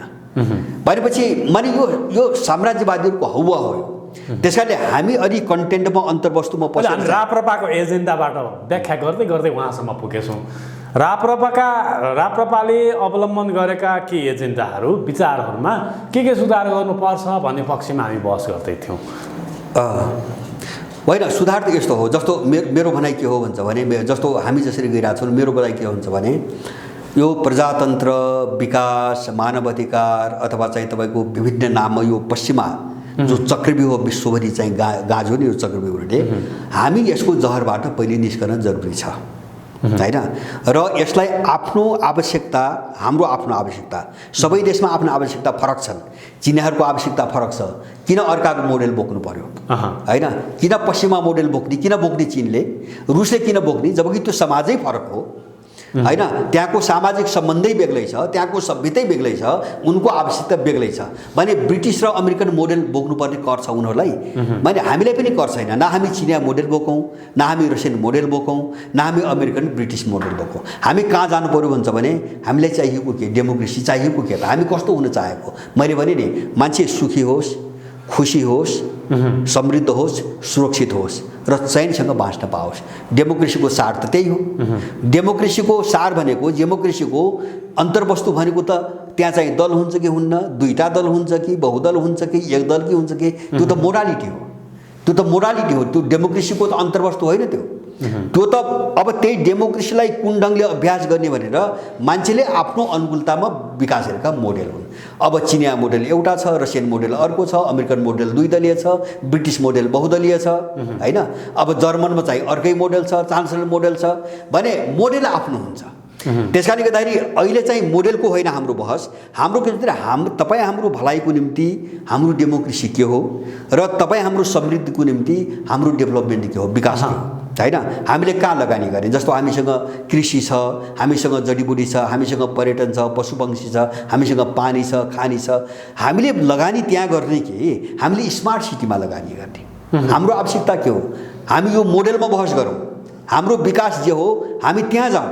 होइन जे उनले लुट्नको निम्ति हामी माथि बोगाइरहेछन् हामी त्यहाँ जाने जस्तो नेपाललाई के विकास भन्नुहुन्छ विकास होइन यो त बजार हो होइन मान्छेले विकासलाई चाहिँ बजारलाई विकास भनिरहेछ झिलिमिली विकास होइन होइन यो सबै विदेशी माल हो नागरिकको जीवन स्तरमा जबसम्म परिवर्तन आउँदैन विकास पनि भनिँदैन र नागरिक जबसम्म चाहिँ कुनै पनि चाहिँ तपाईँको निर्णायक रूपमा काम गर्ने अधिकारमा रहँदैन तबसम्म त्यसलाई डेमोक्रेसी भनिँदैन त्यसैले हो यो लडाइँ हो विश्वको अहिलेको यो सङ्कट यो हो मैले यहाँ जोड्न खोजेको विश्वको जब मैले भने दुईवटा समानान्तर विश्वको उदय भयो नि अब युक्रेन घटनापछि होइन त्यो चाहिँ पावरहरूको चाहिँ टक्राउ मात्रै होइन हामी यो भ्रम छौँ होइन त्यहाँ इकोनोमी पनि बेग्लै खालको छ त्यहाँ पोलिटिकल सिस्टम पनि बेग्लै खालको छ त्यहाँ चाहिँ अन्तर्राष्ट्रिय नेटवर्किङ पनि बेग्लै खालको छ इन्टरनेट त आफ्ना चाहिँ बनाउने दिशामा गइसक्यो इन्टरनेट पनि अब ग्लोबल इन्टरनेट भङ्ग हुने स्थिति आइसक्यो भने तपाईँको त्यहाँ सिँगै एउटा युगका विरुद्ध लड्ने आधुनिकतावादको नाममा यो नवोदारवादसम्म पश्चिमाहरूको जो अत्याचार थियो यसको अन्त्य हुँदैछ यो ढल्यो अब यो ढल्यो होला यसको एउटा ब्लक रहला होइन तर विश्वमा यसको वर्चस्वको अन्त्य भयो लडाइँ एउटा युक्रेन रसियासँग हार्यो भन्दैमा यो सबै पश्चिमाहरूको प्रभाव हराउँछ भन्नेमा कुरा लाग्छ तपाईँलाई विश्वास गर्नुहुन्छ युक्रेन निमित्त कारण हो युक्रेन निमित्त कारण त्यो त कुनै पनि घटना विस्फोट अझैसम्म हारिरहेको छैन होइन भने युद्ध लडिरहेको होइन युद्ध युक्रेनले नहारे पनि मैले जे भने त्यो भयो अब युक्रेन नहारे पनि मैले जे भनेको छु त्यो भयो के भयो भन्छ भने अब पश्चिमाहरूको एकल वर्चस्वको अन्त्य भयो अब विश्वको राजनीतिमा अमेरिकाको वर्चस्व भनौँ न अझ गयो अन्त्य भयो अब यिनको जो मोनोपोली एकलौटी थियो नि यिनले चाहेपछि जे पनि हुने पहिलो कुरो त्यसको अन्त्य भयो नम्बर 1 पावर ब्यालेन्स चाहिँ तपाईँको उल्टियो नम्बर 2 ग्लोबल अर्डर जो भन्थे नि यिनीहरूले त्यो अर्को अर्डर चाहिँ तपाईँको उसमा आयो होइन केवल रसियाले मात्रै पश्चिमा राष्ट्रहरूको प्रभाव आज चीनले हेर्नुहोस् आफ्नो इकोनोमिक फाइदाका लागि उसले बेनिफिटको लागि मात्रै हेर्दै गर्छ यही हो हाम्रो बुझाइको समस्या के हो भाइ भन्छ भने चीनले रसियालाई हतियार दिन सक्दैनौँ यदि आवश्यक पर्यो भने पनि भनेर भनिरहेको छ यता सुन्नुहोस् हाम्रो बुझाइको समस्या कहाँ छ भन्छ भने हामीले कुनै पनि घटनालाई मैले भने नि हामीले रसिया मात्रै देखिरहेछौँ हामीले के देखिरहेको छैनौँ भन्छ भने युक्रेनमाथि हात हाल्नुभन्दा अगाडि होइन जति पनि डेभलपमेन्टका प्रोसेस थिए चीन रुस लगायत अरू पनि देशहरू है जस्तो समानान्तर अब साङ्घाई कोअपरेसन सङ्गठन छ होइन अब ब्रिक्स ब्याङ्क छ ब्रिक्स समूह छ के अरे चाहिँ AIIB भन्ने अर्को ब्याङ्क छ अब केही दशक झन्डै दशकदेखि एउटा समानान्तर विश्वको निर्माणको निम्ति यत्रो योजनाबद्ध पहल भइरहेछ होइन त्यसमा यो ब्लकले काम गर्दै आछ सारा चिज आछ र त्यो सबै हिसाब किताब गरिकन जस्तो अब इकोनोमी कस्तो बनाउने होइन पोलिटिकल सिस्टम कस्तो बनाउने होइन अथवा इन्टरनेट सिस्टम कस्तो बनाउने अब टेक्नोलोजी चाहिँ कस्तो कसरी अगाडि तर सरसर्ती हेर्दा त तपाईँले भनेको कुरा पनि एक ठाउँमा रहला तर सरसर्ती हेर्दा के देखिन्छ भने पश्चिमा राष्ट्रहरू एकातर्फ रुस एकातर्फ र चीन एकातर्फ तीनटा ध्रुव भएको जस्तो देखिन्छ कि मैले हो त्यो आँखाको हेराइ हो त्यो मस्तिष्कको हेराइ होइन त्यो आँखाको हेराइ हो मैले समस्या केवल कम्युनिस्ट राष्ट्रहरू भएको आधारमा कम्युनिस्ट मात्रै छैन कम्युनिस्ट मात्रै होइन तपाईँको टर्की कहाँको कम्युनिस्ट हो इन्डिया कहाँको कम्युनिस्ट हो तपाईँको अहिलेको त देख्नुहुन्छ रसियन परिणाम बाहिर जो हेर्दाखेरि त जस्तो अमेरिकनहरूको नाकाबन्दीलाई इन्कार गरेर अहिले ग्यास त किन्न थाल्यो नि त इन्डियाले होइन त्यो कुरा अमेरिकाको कुरा स्वीकार गरेन होइन प्रतिबन्ध लगाएको छ तर सस्तोमा पाएपछि अमेरिकाको अर्डर मानेन होइन तपाईँको इन्डियै देशमा छ त्यहाँ त चाहिँ फेरि रुस आफै कम्युनिस्ट देश होइन पुटिन आफै कम्युनिजमको विरोधी हेर्नु उनले भनिरहेछन् अहिले रुसको यो हालत पुर्याउनुमा लेनिनको चाहिँ तपाईँको भूमिका छ भनिरहेछन् किन उनले चाहिँ हिजो सोभियत सङ्घको पालामा गलत व्याख्या गरेर रुसको भूभागलाई चाहिँ तपाईँको एउटा स्वतन्त्र राष्ट्रको दर्जा नदिएको भए यो समस्या आउँथेन भनेर उनी बोलिरहेछन् उनी कम्युनिस्ट विरोधी हुन् कम्युनिस्ट पनि होइनन् होइन त्यो मात्रै होइन एउटा ब्रान्ड हो चिनै होइन कम्युनिस्ट जस्तो हामी जो शास्त्रीय रूपमा बुझ्छौँ नि होइन यत्रो मार्केट इकोनोमी छ होइन अरबपति छन् खरबपति छन् भनेपछि अब त्यसरी हेरेर नाम कसले के राखेको छ त्यो आधारमा हिजो कहाँ थियो त्यो आधारमा होइन क्या हेर्ने जस्तो अहिले चीन रसियन ब्लक भनौँ नि अहिले सरस्वती आँखाले हेर्दा इन्डिया पनि त्यही देखियो ब्राजिल पनि देखियो मेक्सिको पनि देखियो इन्डियाको त पुरानो एक किसिमको सम्बन्ध रसियासँग हिजो इन्डिया पाकिस्तानको लडाइँ हुँदादेखि लिएर पाकिस्तानलाई अमेरिकाले सहयोग गर्थ्यो रसियाले इन्डियालाई सहयोग गर्थ्यो त्यो सम्बन्धको आधारमा उनीहरूले आफ्नो पुरानो सम्बन्धलाई स्थिर बनाइरहेका छन्, त्यसलाई नै अगाडि बढाइरहेका छन्। चाइना, भारत, रसिया एक ठाउँमा हुन्छन् पूर्वी राष्ट्रहरू भन्ने यो कुरा त्यति अत्युक्ति नहोला कि भन्ने हो? होइन, यस्तो छ, अत्युक्ति यस्तो हो, अहिलेसम्म त्यही देखिया छ। मैले त पहिलेदेखि भन्दै आएको हो, अबको विभाजन पूर्व र पश्चिमै हुन्छ, यो अर्को विभाजन यहाँ हुँदैन। र मैले पहिलेदेखि नेपालले पश्चिमा राष्ट्रलाई सपोर्ट गर्नु, युक्रेनको पक्षमा मत जाहेर गर्नु बिल्कुलै गलत थियो। गलत होइन, यस्तो हो, गलत मात्रै यिनी स्वाहा हुन्छन्, यिनको सम्पूर्ण अस्तित्व मेटिन्छ। किन यो लडाइँ सिङ्गो चाहिँ पृथ्वी सिङ्गो जो हामी पृथ्वी भन्छौँ नि, यसलाई कुन वेमा लग्ने? किन भन्छ भने एउटा समग्र सभ्यतासँग जोडिएको लडाइँ हो यो चाहिँ इकोनोमिक र चाहिँ तपाईँको पोलिटिकल लडाइँ मात्रै होइन, सिङ्गो सभ्यतासँग लडाइँको चाहिँ जोडिएको पूर्वीय सभ्यता र पाश्चात्य सभ्यता बीचको तपाईँ भन्नुहोस् न, अहिले उनले इन्डिया र चीनलाई लडाउने धेरै कोसिस गरे, असफल भए होइन। मैले बारम्बार के भन्दै आएको थिएँ भन्छ भने यदि अब अर्को ठुलो महायुद्ध भयो वा विशुद्ध भयो भने त्यो युरोप केन्द्रितै हुन्छ, बाहिर हुँदैन। मैले यो पनि भनेको थिएँ, भयो त्यही। किन भन्छ भने त्यो सिभिलाइजेसनले काम गरेको छ होइन। किन भन्छ भने पूर्वीय सभ्यता के हो भन्छ भने त्यो जाति निषेध, धर्म निषेध, भाषा निषेध, पुरै द्वेषबाट विकास भएको सिभिलाइजेसन हो पश्चिमा सिभिलाइजेसन। पश्चिमा राष्ट्रहरू एउटा जातिले अर्को जातिलाई समाप्त पारेर बनेका राष्ट्र हुन्। त्यही कारणले पश्चिमा राष्ट्रहरूको नाम जातिको नामबाट छ। जस्तो रुसको नाम रुसी जातिको नामबाट छ, पोल्यान्डको नाम पोलिस जातिको नामबाट छ। तर एसियाली सभ्यता त्यो होइन होइन। एसियाली सभ्यता निषेधको सभ्यता होइन, यो समन्वयको सभ्यता हो, यो मेलमिलापको कोअपरेसनको सभ्यता हो। धेरै ठुलो अन्तर छ। लडाइँ यो हो।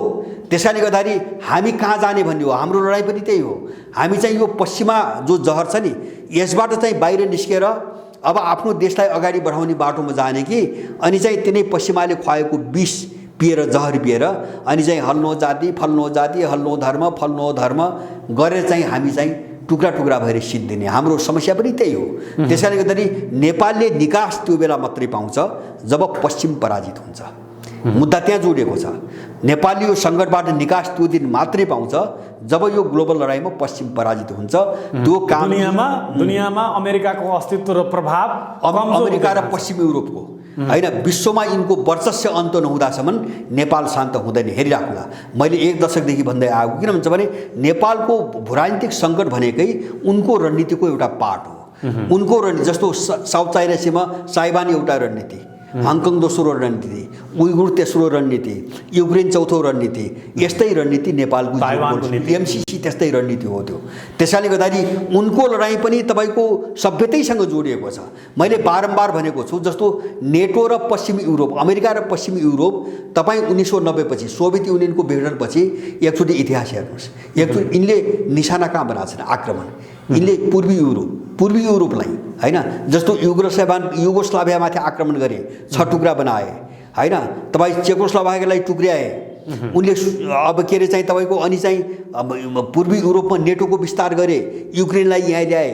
कारण के हो? कारण के हुन्छ भने रसियालाई कमजोर बनाउने। किन? रसिया चाहिँ पश्चिमहरूको विपरीत, पश्चिम युरोपको विपरीत स्लाभिक सभ्यताबाट विकास भएको देश हो। र युगोस्लाभियाका 6वटा देशहरू जो टुक्रेर अहिले भने, हेगो चेकोस्लोभाकिया, त्यसपछि अहिलेको Ukraine, Georgia, Latvia, Estonia, Lithuania जति नेटोमा सामेल गरे, यिनी सबै स्लाभ सभ्यताबाट विकास भएका देश हुन्। उनले त्यो सभ्यतामा विग्रह ल्याउने, त्यसलाई चाहिँ टुक्रा टुक्रा बनाउने र रसियालाई मेटाउने डिजाइन उनीहरू आएका छन्। किन उनको आक्रमण पश्चिम युरोपका देशमाथि हुँदैन होइन? किन पूर्वी युरोपमै उनले केन्द्रित छन् भन्दाखेरि उनले गहन ढङ्गले हेरिरहेका छन्। लडाइँ यहाँ छ। रसियनहरू त्यत्तिकै निर्मम भएका होइनन्। उनले सभ्यताको मुटुमा हानिरहेछन्, उनले कल्चरमाथि हानिरहेछन्, उनले उनको संस्कारमाथि हानिरहेछन्। त्यसैले गर्दाखेरि यो लडाइँमा बरु आफू मेटिएला, तर रसियाले छोड्दैन। किन भन्छ भने उनको मिसन सबै बुझेको छ, उसले सबै बुझेको छ। त्यसकारणले गर्दाखेरि यो लडाइँमा पश्चिमको पराजय हुन्छ। अमेरिका पछाडि खिचिन बाध्य हुनुपर्छ। त्यसबाहेक होइन, पछाडि त गयो, योभन्दा कति पछाडि उसको घुर्की मात्र। अमेरिका फ्रन्टमा आउँदैन, अमेरिका फ्रन्टमा आउँदैन, आएको इतिहास पनि छैन। तपाईँले दोस्रो विश्वयुद्धको कुरा दोस्रो विश्वयुद्धको कुरा गर्नुभयो, अमेरिका आएको होइन। अमेरिकामा जब चाहिँ जापानले आक्रमण गरेपछि अमेरिका मुच्छिन बाध्य भएको हो। त्योभन्दा अगाडि त ऊ अरूको लडाइँ हेरेर चाहिँ ताली बजाएर बसेको छ होइन। यसलाई पावरको समर्थन गरेको जस्तो देखाएर यो युद्धभन्दा भागेर चाहिँ तपाईँको तमासा हेरेको छ। स्टालिनले धम्की दिएपछि रुसमा स्टालिनले अमेरिकालाई धम्की दिएपछि मात्रै अमेरिका चाहिँ सामेल भएको छ। दोस्रो विश्वयुद्धमा त्यो भूमिका छ उसको। अनि सरेन्डर गरिसकेको जापानमाथि गएर अणुबम हाने, परमाणु बम हानेको छ भनेपछि अमेरिका फ्रन्टमा कुनै पनि ठुलो शक्तिसँग अमेरिका फ्रन्टमा गएर लडेको एउटा पनि इतिहास युद्ध लड्दा लड्दा कमजोर भएको राष्ट्रमाथि गएर कमजोर साना जस्तो उसले इराकमा गर्छ, अफगानिस्तान गर्छ, लिबिया गर्छ, जसले थ्याक्नै सक्दैनन् त्यहाँ गर्छ। तर उसले पावरहरूमाथि गरोस् त, चीनमाथि आक्रमण गरोस् न, होइन? रसियाले त देखाइ नै। अब भारतमाथिको प्रभाव नै कमजोर भयो भनेर अहिले होइन, कमजोर होइन। इन्डिया यस्तो हो, इन्डिया चाहिँ अब होला केही समयसम्म यस्तै इन्डियाले दोग्लो नीति लिएला, पश्चिमासँग चाहिँ हुने, क्वाडमा बस्ने, अनि चाहिँ रसियासँग पनि सम्बन्ध राख्ने जेला। तर उसको यो धेरै दिन चल्दैन, उसको यो धेरै दिन चल्दैन। यो जति बढ्दै जान्छ नि उसको केही समयपछि यो सबै भङ्ग हुन्छ।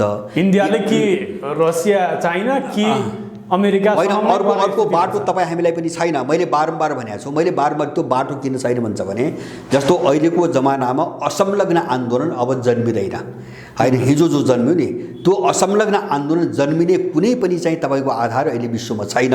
किनभने असंलग्न आन्दोलन जन्माएको त जवाहरलाल नेहरूले होइन, नेहरू व्यक्तिमा नजानुहोस् न, त्यो एउटा भौतिक परिस्थितिले जन्मायो क्या। त्यो परिस्थिति के हुन्छ भने त्यो बेलाको सबै देशको इकोनोमी आत्मनिर्भर इकोनोमी थियो, होइन? जस्तो अहिलेको जस्तो अन्तर्निर्भर र परनिर्भर इकोनोमी थिएन।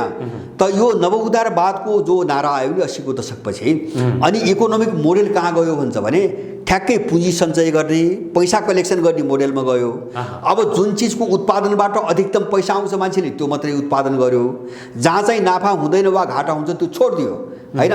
जस्तो चीन चाहिँ म्यानुफ्याक्चरिङमा संसारमा सबभन्दा अगाडि किन गयो त भन्दाखेरि त्यहाँबाट लेबर कस्ट बढी पर्छ। युरोप र अमेरिकाले म्यानुफ्याक्चरिङको काम बन्द गरिदिए, छोडिदिए। अब चीनबाट सस्तो ल्याए पनि भयो उनीहरूलाई अधिकतम नाफा हुन्छ, त्यहाँ जाने भए। माने त्यसले गर्दाखेरि चीन पनि चाहिँ जो आफूले उत्पादन गर्दैन, जहाँ बन्द गर्यो त्यो अरूप्रति निर्भर भयो। युरोप र अमेरिकाले पनि जे उत्पादन गर्न छोडे अरूबाट किन्नुपर्ने भयो। यो समस्याबाट कुनै पनि देश अहिले मुक्त छैन। त्यसकारणले अब चाहिँ तपाईँको अब जस्तो अहिले इन्डियाको चीन अलिकता पोलाइटली भएको, इकोनोमिक कन्डिसन चीनको चाहिँ हाइली भएको पनि नव उदारवादमा गएपछि नै हो। बजार अर्थतन्त्रको बाटो लिएपछि हो। तर चाहिँ उनको धेरै सन्तुलित छ, होइन? उनको कस्तो छ भन्छ भने पश्चिमाहरू जस्तो उदारवादको प्रयोग पनि पश्चिमाहरूको मार्काको छैन। उनले बजारभित्र हात हाले मात्र त्यति कुरा हो। तर आफ्नो देशभित्र आफ्नो चाहिँ अर्थतन्त्रलाई उनले चाहिँ मेन्टेन गरेका छन्। उनले अराजक बन्न दिएका छैनन्, होइन? मेन्टेन गरेका छन्। जस्तो चाहिँ यो केही समय सायद 8-9 महिना भयो चीनको एउटा निर्णय बाहिर आएको थियो। उनले जो अधिकतम सम्पत्ति कमाएर जो चाहिँ अरबपति खरबपति भए उनको निश्चित पर्सेन्ट राज्य कोषमा जम्मा गर्नुपर्ने एउटा डिसिजन गरेका छ। किन यो छाडा पुँजीपति बन्न नदिने उसको रणनीति छ। त्यसले चाहिँ पब्लिक सेक्टरबाट चाहिँ राज्यलाई कटाउँछ। त्यो खतराबाट उनीहरू सचेत छन्, होइन? जो पब्लिक सेक्टर हो त्यसबाट चाहिँ तपाईँको सम्पत्तिको पर्सलाई अलग हुन नदिने र त्यो चाहिँ पब्लिक सेक्टरमा त्यो लगानी गरिराख्नुको निम्ति जसले चाहिँ अधिकतम पैसा कमाउँछ त्यसले चाहिँ अब निश्चित पर्सेन्ट चाहिँ राज्य कोषमा बुझाउनु पर्छ र त्यो चाहिँ सार्वजनिक चाहिँ हितको निम्ति त्यो लगानी गर्ने भनेर उनले निर्णय गरिसकेका छन्। त्यो पश्चिममा त छैन, होइन? जस्तो पश्चिममा बेरोजगारी हुने कारण त्यो उनले त धनीबाट पनि पैसा असुलेर त्यो बेरोजगारी अन्त्यको निम्ति त्यो योजनामा लगाइरहेछन्। धेरै ठुलो अन्तर छ। त्यस कारणले अहिलेको लडाइँ के हो यो समग्र भन्छ भने भन्छ नि सामान्य भाषामा न्यारेटिभको लडाइँ, शास्त्रको लडाइँ, आख्यानको लडाइँ, होइन? अथवा थटको लडाइँ, विचारधाराको लडाइँ हो, होइन? जसभित्र चाहिँ पोलिटिक्स पनि छ, अर्थतन्त्र पनि छ, त्यहाँ सभ्यता पनि छ, त्यहाँ संस्कार पनि छ, सारा चिज छ। यो लडाइँ भएको हुनाले हामी चाहिँ तपाईँको कसरी चाहिँ यो चिजलाई बुझ्ने भन्ने हाम्रो समस्या हो। त्यस कारण यहाँ अहिले पश्चिमा गीत गाएर एक त हाम्रो देश गिजोलले तिनै दुष्टहरू हुन्, होइन? त्यो कोणबाट हेर्दाखेरि हाम्रो देशलाई यस्तो बनाउने त्यही अमेरिकन इन्डियन पनि मतियार भयो, त्यही युरोपियन होममेड डिजाइन बनाउने। हाम्रै कोणबाट हेर्दाखेरि पनि तिनी हाम्रा दुष्ट शक्तिहरू हुन्। तपाईँ यसो भन्नुहुन्छ अब देशमा यस्ता किसिमका नेताहरू छन्, युवा नेताहरू बनिनेहरू, प्रखर वक्ताहरू बनिनेहरू, जोस र जाँगर जुनुन भएका व्यक्तिहरू बनिनेहरू, उनीहरूले अमेरिकाबाट चाहिँ 55 अर्ब ल्याउनुपर्छ, भारतबाट 80 अर्ब ल्याउनुपर्छ, चीनबाट 70 अर्ब ल्याएर देशको विकास गर्नुपर्छ भन्नेहरू पनि छन्। होइन, उनको स्कुलिङ त भिखारी स्कुलिङ हो, त्यही पढाएको छ। गगन थापाले त्यो किसिमको अभिव्यक्ति दिएको त संसदमा अभिव्यक्ति दिएको त तपाईले हेर्नु भयो। पश्चिमा शिक्षाबाट दीक्षित मान्छे भनेकै भिखारी हो, उसको दिमागै भिखारी हुन्छ र उसले जस्तो यहाँ छ नि तिनी इकोनोमिस्ट भन्ने मान्छे देख्नु। गगन थापा भिखारी हो त्यसै आजको दिनमा। होइन, गगन थापा मात्रै तपाईँ कुरो नगर्नुहोस्। यहाँ चाहिँ स्कुल अफ थटबाट जो आयो एउटा प्रोफेसरको कुरा गर्नुहोस्, उनी भिखारी हुन्। किन भिखारी हुन् भन्छ भने सबैका मुखबाट तपाईँ के सुन्नुहुन्छ, विदेशी ऋण र अनुदान बन्द भयो भने देश डुब्छ, देश बर्बाद हुन्छ, बर्बाद हुन्छ भने उनको मन्त्र त्यही छ। किन त्यही पढाएको छ उसले, उसको दिमागै उसले भोट दिएको छ होइन। यथार्थ के हो भन्छ भने विदेशी ऋण र अनुदानले कुनै पनि देश पार लागेको इतिहास छैन, कुनै पनि देश बनेन जबसम्म आफ्नो स्रोत साधन प्रयोग गरेन नि। आफ्नो खुट्टामा नभएको देश संसारमा कहिले पनि सम्पन्न भएको छैन होइन। हामी तथ्य त हेर्नु पर्यो नि। तर तथ्यले के पनि भन्छ भने अमेरिका सबैभन्दा ऋण धेरै लिने राष्ट्रमध्ये, दुनियाँका राष्ट्रहरूमध्ये सबैभन्दा धेरै ऋण लिने अमेरिका पर्छ नि। चाइना उस्तै अग्रपङ्क्तिमा छ ऋण लिने होइन। सबभन्दा ठुलो ऋणी अमेरिकै हो अहिले। त्यो बाहिर देख्दाखेरि हो, तपाईँले ठिक भन्नुभयो। जस्तो बाहिर देख्दाखेरि जस्तो जिडिपी भनेको उनले सामान्य हेर्ने जिडिपी हो। टोटल देशमा त्यो वस्तु कति उत्पादन हुन्छ त्यसको मूल्य पैसामा कन्भर्ट गर्दाखेरि जति आउँछ त्यसलाई जिडिपी भन्छ। जिडिपी उत्पादनमा अमेरिका सबभन्दा ठुलो आकार देखिन्छ, तर ऊ संसारको सबभन्दा ठुलो ऋणी देश हो। त्यो पनि चीन सबभन्दा ठुलो साउ हो उसको। चीन चाहिँ सबभन्दा ठुलो साउ हो, त्यसपछि तपाईँको जापान छ, सायद जापान छ दोस्रोमा। भनेपछि अब ऊ पनि एउटा चाहिँ धर्मको अवस्थाबाट गुज्रिरहेछ। बरु मैले भने यो युद्ध ऊ किन हात हाल्न सक्दैन त भन्छ भने यो सबै वारपार भयो भने त भोलि त डुब्छ, उसको त डुब्छ। जो ऋण छ नि त्यो सबै आफ्नो प्रभाव र प्रभुत्व दुनियाँमा कम हुँदै गयो भने अमेरिकाको ऊ कमजोर यो स्थितिमा चाहिँ डुब्न सक्छ भन्नुभयो होइन। त्यो मात्र होइन, जस्तो यो युद्ध भड्कियो, अलिकति फैलिँदै गयो, किताबन्दी कठोर भयो, जस्तो अब चीनपट्टि खुलेर चाहिँ अब तपाईँको देख्यो भने जस्तो उनीहरूले ऋण लिँदा उसको इकोनोमिक कन्डिसन डुब्न सक्छ भन्नुभयो हो होइन। डिपोजिट जफत गरे तपाईँ के गर्नुहुन्छ? डिपोजिट जफत गरिदिए त डुबेन होइन। जस्तो खरबौँको ऋण छ होइन, त्यस बाबत जो धरोडी राखिन्छन् नि त्यो धरोडी जफत भयो भने त गयो होइन। अथवा चाहिँ व्यापारिक सम्बन्ध सबै उ गऱ्यो भने त अमेरिका त ठेक्ने हालतमा त छैन। अमेरिका त कसरी टेक्न खोज्छ भन्छ भने यस्तै ऊ चाहिँ आफ्नो गरेर चाहिँ तपाईँ उक्सिने बाटोमा छैन, अरूलाई आक्रमण गर्ने लुट्ने। जस्तो खाडीमा आक्रमण गर्यो नि, सबै तेल लुट्नको निम्ति गर्यो। खाडीको प्रत्येक दुईटा राष्ट्र भिडाइने र हतियार बेच्ने, एउटा हतियार बेच्ने, अरू स्रोत साधन लुट्ने होइन। जस्तो खाडी पुरी क्षेत्रभित्र अहिले 80% तेल चुस्ने कम्पनीहरू अमेरिकन कम्पनी छन्। त्यतिको निम्ति आक्रमण गर्यो। जस्तो सिरिया र लिबियामाथि किन आक्रमण गर्यो? सिरिया र लिबियाले युरोपसँगको तेल कारोबार सुनमा गर्ने अथवा युरोमा गर्ने, डलरमा नगर्ने भन्ने जब निर्णय गरे नि हो, त्यो निर्णय बापत उसले सिरिया र चाहिँ लिबियामाथि आक्रमण गरेको छ। अरू कुनै कारण छैन त्यसको पछाडि हो। ऊ त्यसरी चाहिँ तपाईँको अलिकति लुटलाट पारेर पैसा कलेक्सन गर्ने, हतियार बेच्ने, मान्छेलाई भिडाउनु हतियार बेच्ने गर्दै आएको। तर यो सबैले बुझाएको छ अब यो धन्दा उसको चल्दैन, यो धन्दा अब चल्दैन। किन केही वर्ष यता उसको हतियार बजारमा मोनोपोली पनि धेरै घटिसकेको छ। जस्तो हुँदा अब रसिया त थिँदै थियो, अब चीन चाहिँ तेस्रो ठुलो चाहिँ हतियार निर्माता भएर आयो। हुँदा अब त इन्डिया पनि बेच्न थाल्यो, अब फ्रान्स छँदैछ, इन्डियाले पनि बेच्न थाल्यो। भनेपछि अमेरिकाको त्यो उद्योग पनि अब चल्दैन। एउटा बोइङ थियो, बोइङ पनि पोहोरदेखि धराशायी भयो। अब ऊ युद्ध भिडाएर कसरी चाहिँ भएको हतियार बेच्न सकिन्छ भन्ने एउटै उपायमा छ। त्यो सबैले बुझेका छन्। त्यो तपाईँ रसियन र चाइनिज मात्र होइन, त्यो जर्मनी र चाहिँ फ्रान्सले पनि बुझेका छन्, त्यो बाँकी विश्वले पनि बुझेको छ। उसको त्यो धन्दा पनि अब चल्ने सम्भावना मैले देख्दैन। त्यस कारण लडाइँ यो हो। अब लडाइँ कहाँ केन्द्रित छ विश्वको, त्यहाँ नै जानु पऱ्यो हामी। बाहिर रूपमा बहकेर चाहिँ युक्रेनमाथि रुसले आक्रमण गर्यो भनेर यो स्यालुङ्गिया मात्रै रुसले गर्यो त गर्यो, के कारणले गर्यो होइन? त्यो कारण त हेर्नु पऱ्यो नि, त्यसको आधारमा लेखाजोखा गर्नु पऱ्यो। अब युक्रेनमाथि आक्रमण नगरे भए के हुन्थ्यो? युक्रेन जस्तो छ त्यस्तो रुस हुन्थ्यो होइन। किन युक्रेनी भूमिबाट रुसमाथि एट्याक हुन्थ्यो होइन। लडाइँ त त्यहाँ नै जोडिया छ। त्यस कारण यिनी घटनाहरूलाई हामीले अलिकति तर्कसङ्गत र वस्तुपरक कोणबाट हेर्ने हो होइन। अब हामीले घटनालाई चाहिँ आँखाले मात्रै हेरेर चाहिँ विश्लेषण गर्नु हुँदैन। अलिकति सामरिक स्वार्थमाथि आँच आउने भएपछि उसले आक्रमण गर्यो भने सामरिक स्वार्थ मात्र होइन, रुसको अस्तित्व नै धरापमा पर्यो नि त। जस्तो युक्रेन नेटोमा सामेल भयो भने उतातिरबाट बेलोरुसबाट जोगिरहेको छ रुस अनि जस्तो लिथुनिया त सिमाना के अरे कालिनिन, जस्तो लिथुनिया, लाटभिया र इस्टोनिया अब तीनटा चाहिँ सीमा जुट्या बाल्टिक राज्यहरू नेटोमा लैसकेका छ होइन। जस्तो जर्जियामा त्यही समस्या ल्यायो।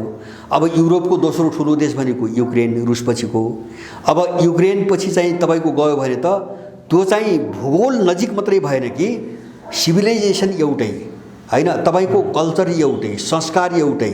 युक्रेनी र रसियन त झनै झनै छुट्याउनै नमिल्ने जाति हो क्या। किन भन्छ भने रुसको ग्रेटर रसियाको पहिलो राजधानी नै के भयो? होइन 1600 चाहिँ तपाईँको के अरे चाहिँ 86मा होइन रसियन जारले स्थापना गरेको राजधानी नै के भयो होइन सेन्ट पिटर्सबर्ग र मस्को त धेरै पछि आएको हो भनेपछि अनि रुसले छोड्दा सारा युक्रेन बनाउनु उसको त्यत्रो योगदान छ त्यो मात्रै होइन तपाईँको युक्रेनी जमिन अहिले पनि गुगल हेर्नुहोस् नक्सा हेर्नुहोस् युक्रेन 17औं शताब्दीको मध्यमा युक्रेनको आकार नेपालको एउटा अञ्चल जत्रो छैन युक्रेन जसलाई युक्रेन भनिन्थ्यो होइन युक्रेन जसलाई भनिन्छ नि अहिले त्यसको आकार नेपालको एउटा अञ्चल जत्रो छैन अहिले पनि गुगलमा हेर्न सकिन्छ अनि 4 पटक चाहिँ रसियन भूभाग त्यहाँ गाभिएको छ होइन पहिलो पटक रुसी जारले 1886 देखि 1917 को बिचमा जारहरूले धेरै पटक त्यो युक्रेनसँग रुसी भूमि दिँदै ठुलो भूभाग चाहिँ तपाईँको उत्तरतिरको ठुलो भूभाग युक्रेनमा गाभे अनि दोस्रो पटक लेनिनले चाहिँ तपाईँको यो दक्षिणतिरदेखि लिएर दक्षिण पश्चिमको ठुलो भूभाग चाहिँ तपाईँको लेनिनले गाभे 1922मा अनि 1939 देखि 41 को बिचमा स्टालिनले सुदूरपूर्वी जो अहिले सुदूरपश्चिम जो अहिले लडाईँ केन्द्रित छ नि त्यो सम्पूर्ण भूभाग रसियाली युक्रेनमा गाभेको हो अनि अन्तिम पटक क्रिमिया 1954 मा अस्ति भर्खरै निकिता क्रुश्चेभले रसियन राष्ट्रपति क्रुश्चेभले चाहिँ प्रशासनिक समस्या रुसबाट अलिकति कटेको भूभाग भएको हुनाले त्यो खर्च बढी हुन थाल्यो अनि चाहिँ युक्रेनमा हालेर चाहिँ तपाईँको प्रशासनिक रूपमा सजिलो बनाएको होइन अनि रसियाले छोड्छ अनि त्यही युक्रेन सारा उसको भूभाग दिएर झन्डै 80% रसियन भूभाग गाभेर बनाएको युक्रेन अनि त्यही युक्रेनलाई नेटोको अड्डा बनाएर रुसलाई समाप्त पार्ने मिसनमा हिँडेपछि रसियाले छोड्छ त हामी यो कुरो हेर्ने कि नहेर्ने उनको अत्याचार त्यसकारणले गर्दाखेरि अब हामीले चाहिँ एउटा जायज चिज के हो भन्ने हेर्नु पर्यो क्या यसको अर्थ रसियाले आक्रमण गर्यो मान्छे मार्यो ठिक गर्यो अब युद्धमा हेर्नुहोस् युद्धमा गइसकेपछि मान्छे मर्छ यिनी चाहिँ यस्ता तपसिलका कुरा हो नि युद्धमा त मही खान त गइन्न नि युद्ध भने मही खाने ठाउँ हो युद्धमा त युक्रेनले पनि मार्छ रसियाले पनि मार्छ होइन यो कोही बहसको मुद्दा होइन क्या यो अब बहसको मुद्दा के हुन्छ भने यसको कारण के हो यसको कारण के हो र यसको रिजल्ट के निस्किन्छ बस त्यति मात्रै हो होइन तपाईँको पात्रको कुरा हुँदैन जस्तो माओवादी युद्धका कुराहरू छन् नि केही माओवादी अबुझहरू भन्छन् नि यत्रो बलिदान गर्यो अपमान गर्न मिल्छ भन्छ तिनको बलिदानको हिसाब हुन्छ कति मान्छे मर्यो भने हिसाब हुन्छ उनको युद्धले देशमा परिणाम के दियो हेर्ने त्यो उनको लिडरसिपले के गर्यो होइन के खेल खेल्यो र समग्र उनको युद्धले देशलाई के दियो कहाँ पुर्यायो हेर्ने त्यो हो नि रिजल्टको आधारमा मूल्याङ्कन गरिदियो त्यसकारणले गर्दाखेरि म लागेको थिएँ माओवादी युद्धलाई पराजित भन्न मिल्छ भन्छ अबुझ माओवादी होइन अब सहभागी के मतलब आन्दोलन चाहिँ नेपाली जनताले नेपाली 60 साल 46 साल 63 साल जनताले प्रयोग भयो नि के जनताले ल्याएको भन्ने होइन 7 सालमा पनि त जनतै उठेको हो होइन तपाईँको काङ्ग्रेसलाई जिताउँदाखेरि पनि जनताले भोट हाल्छ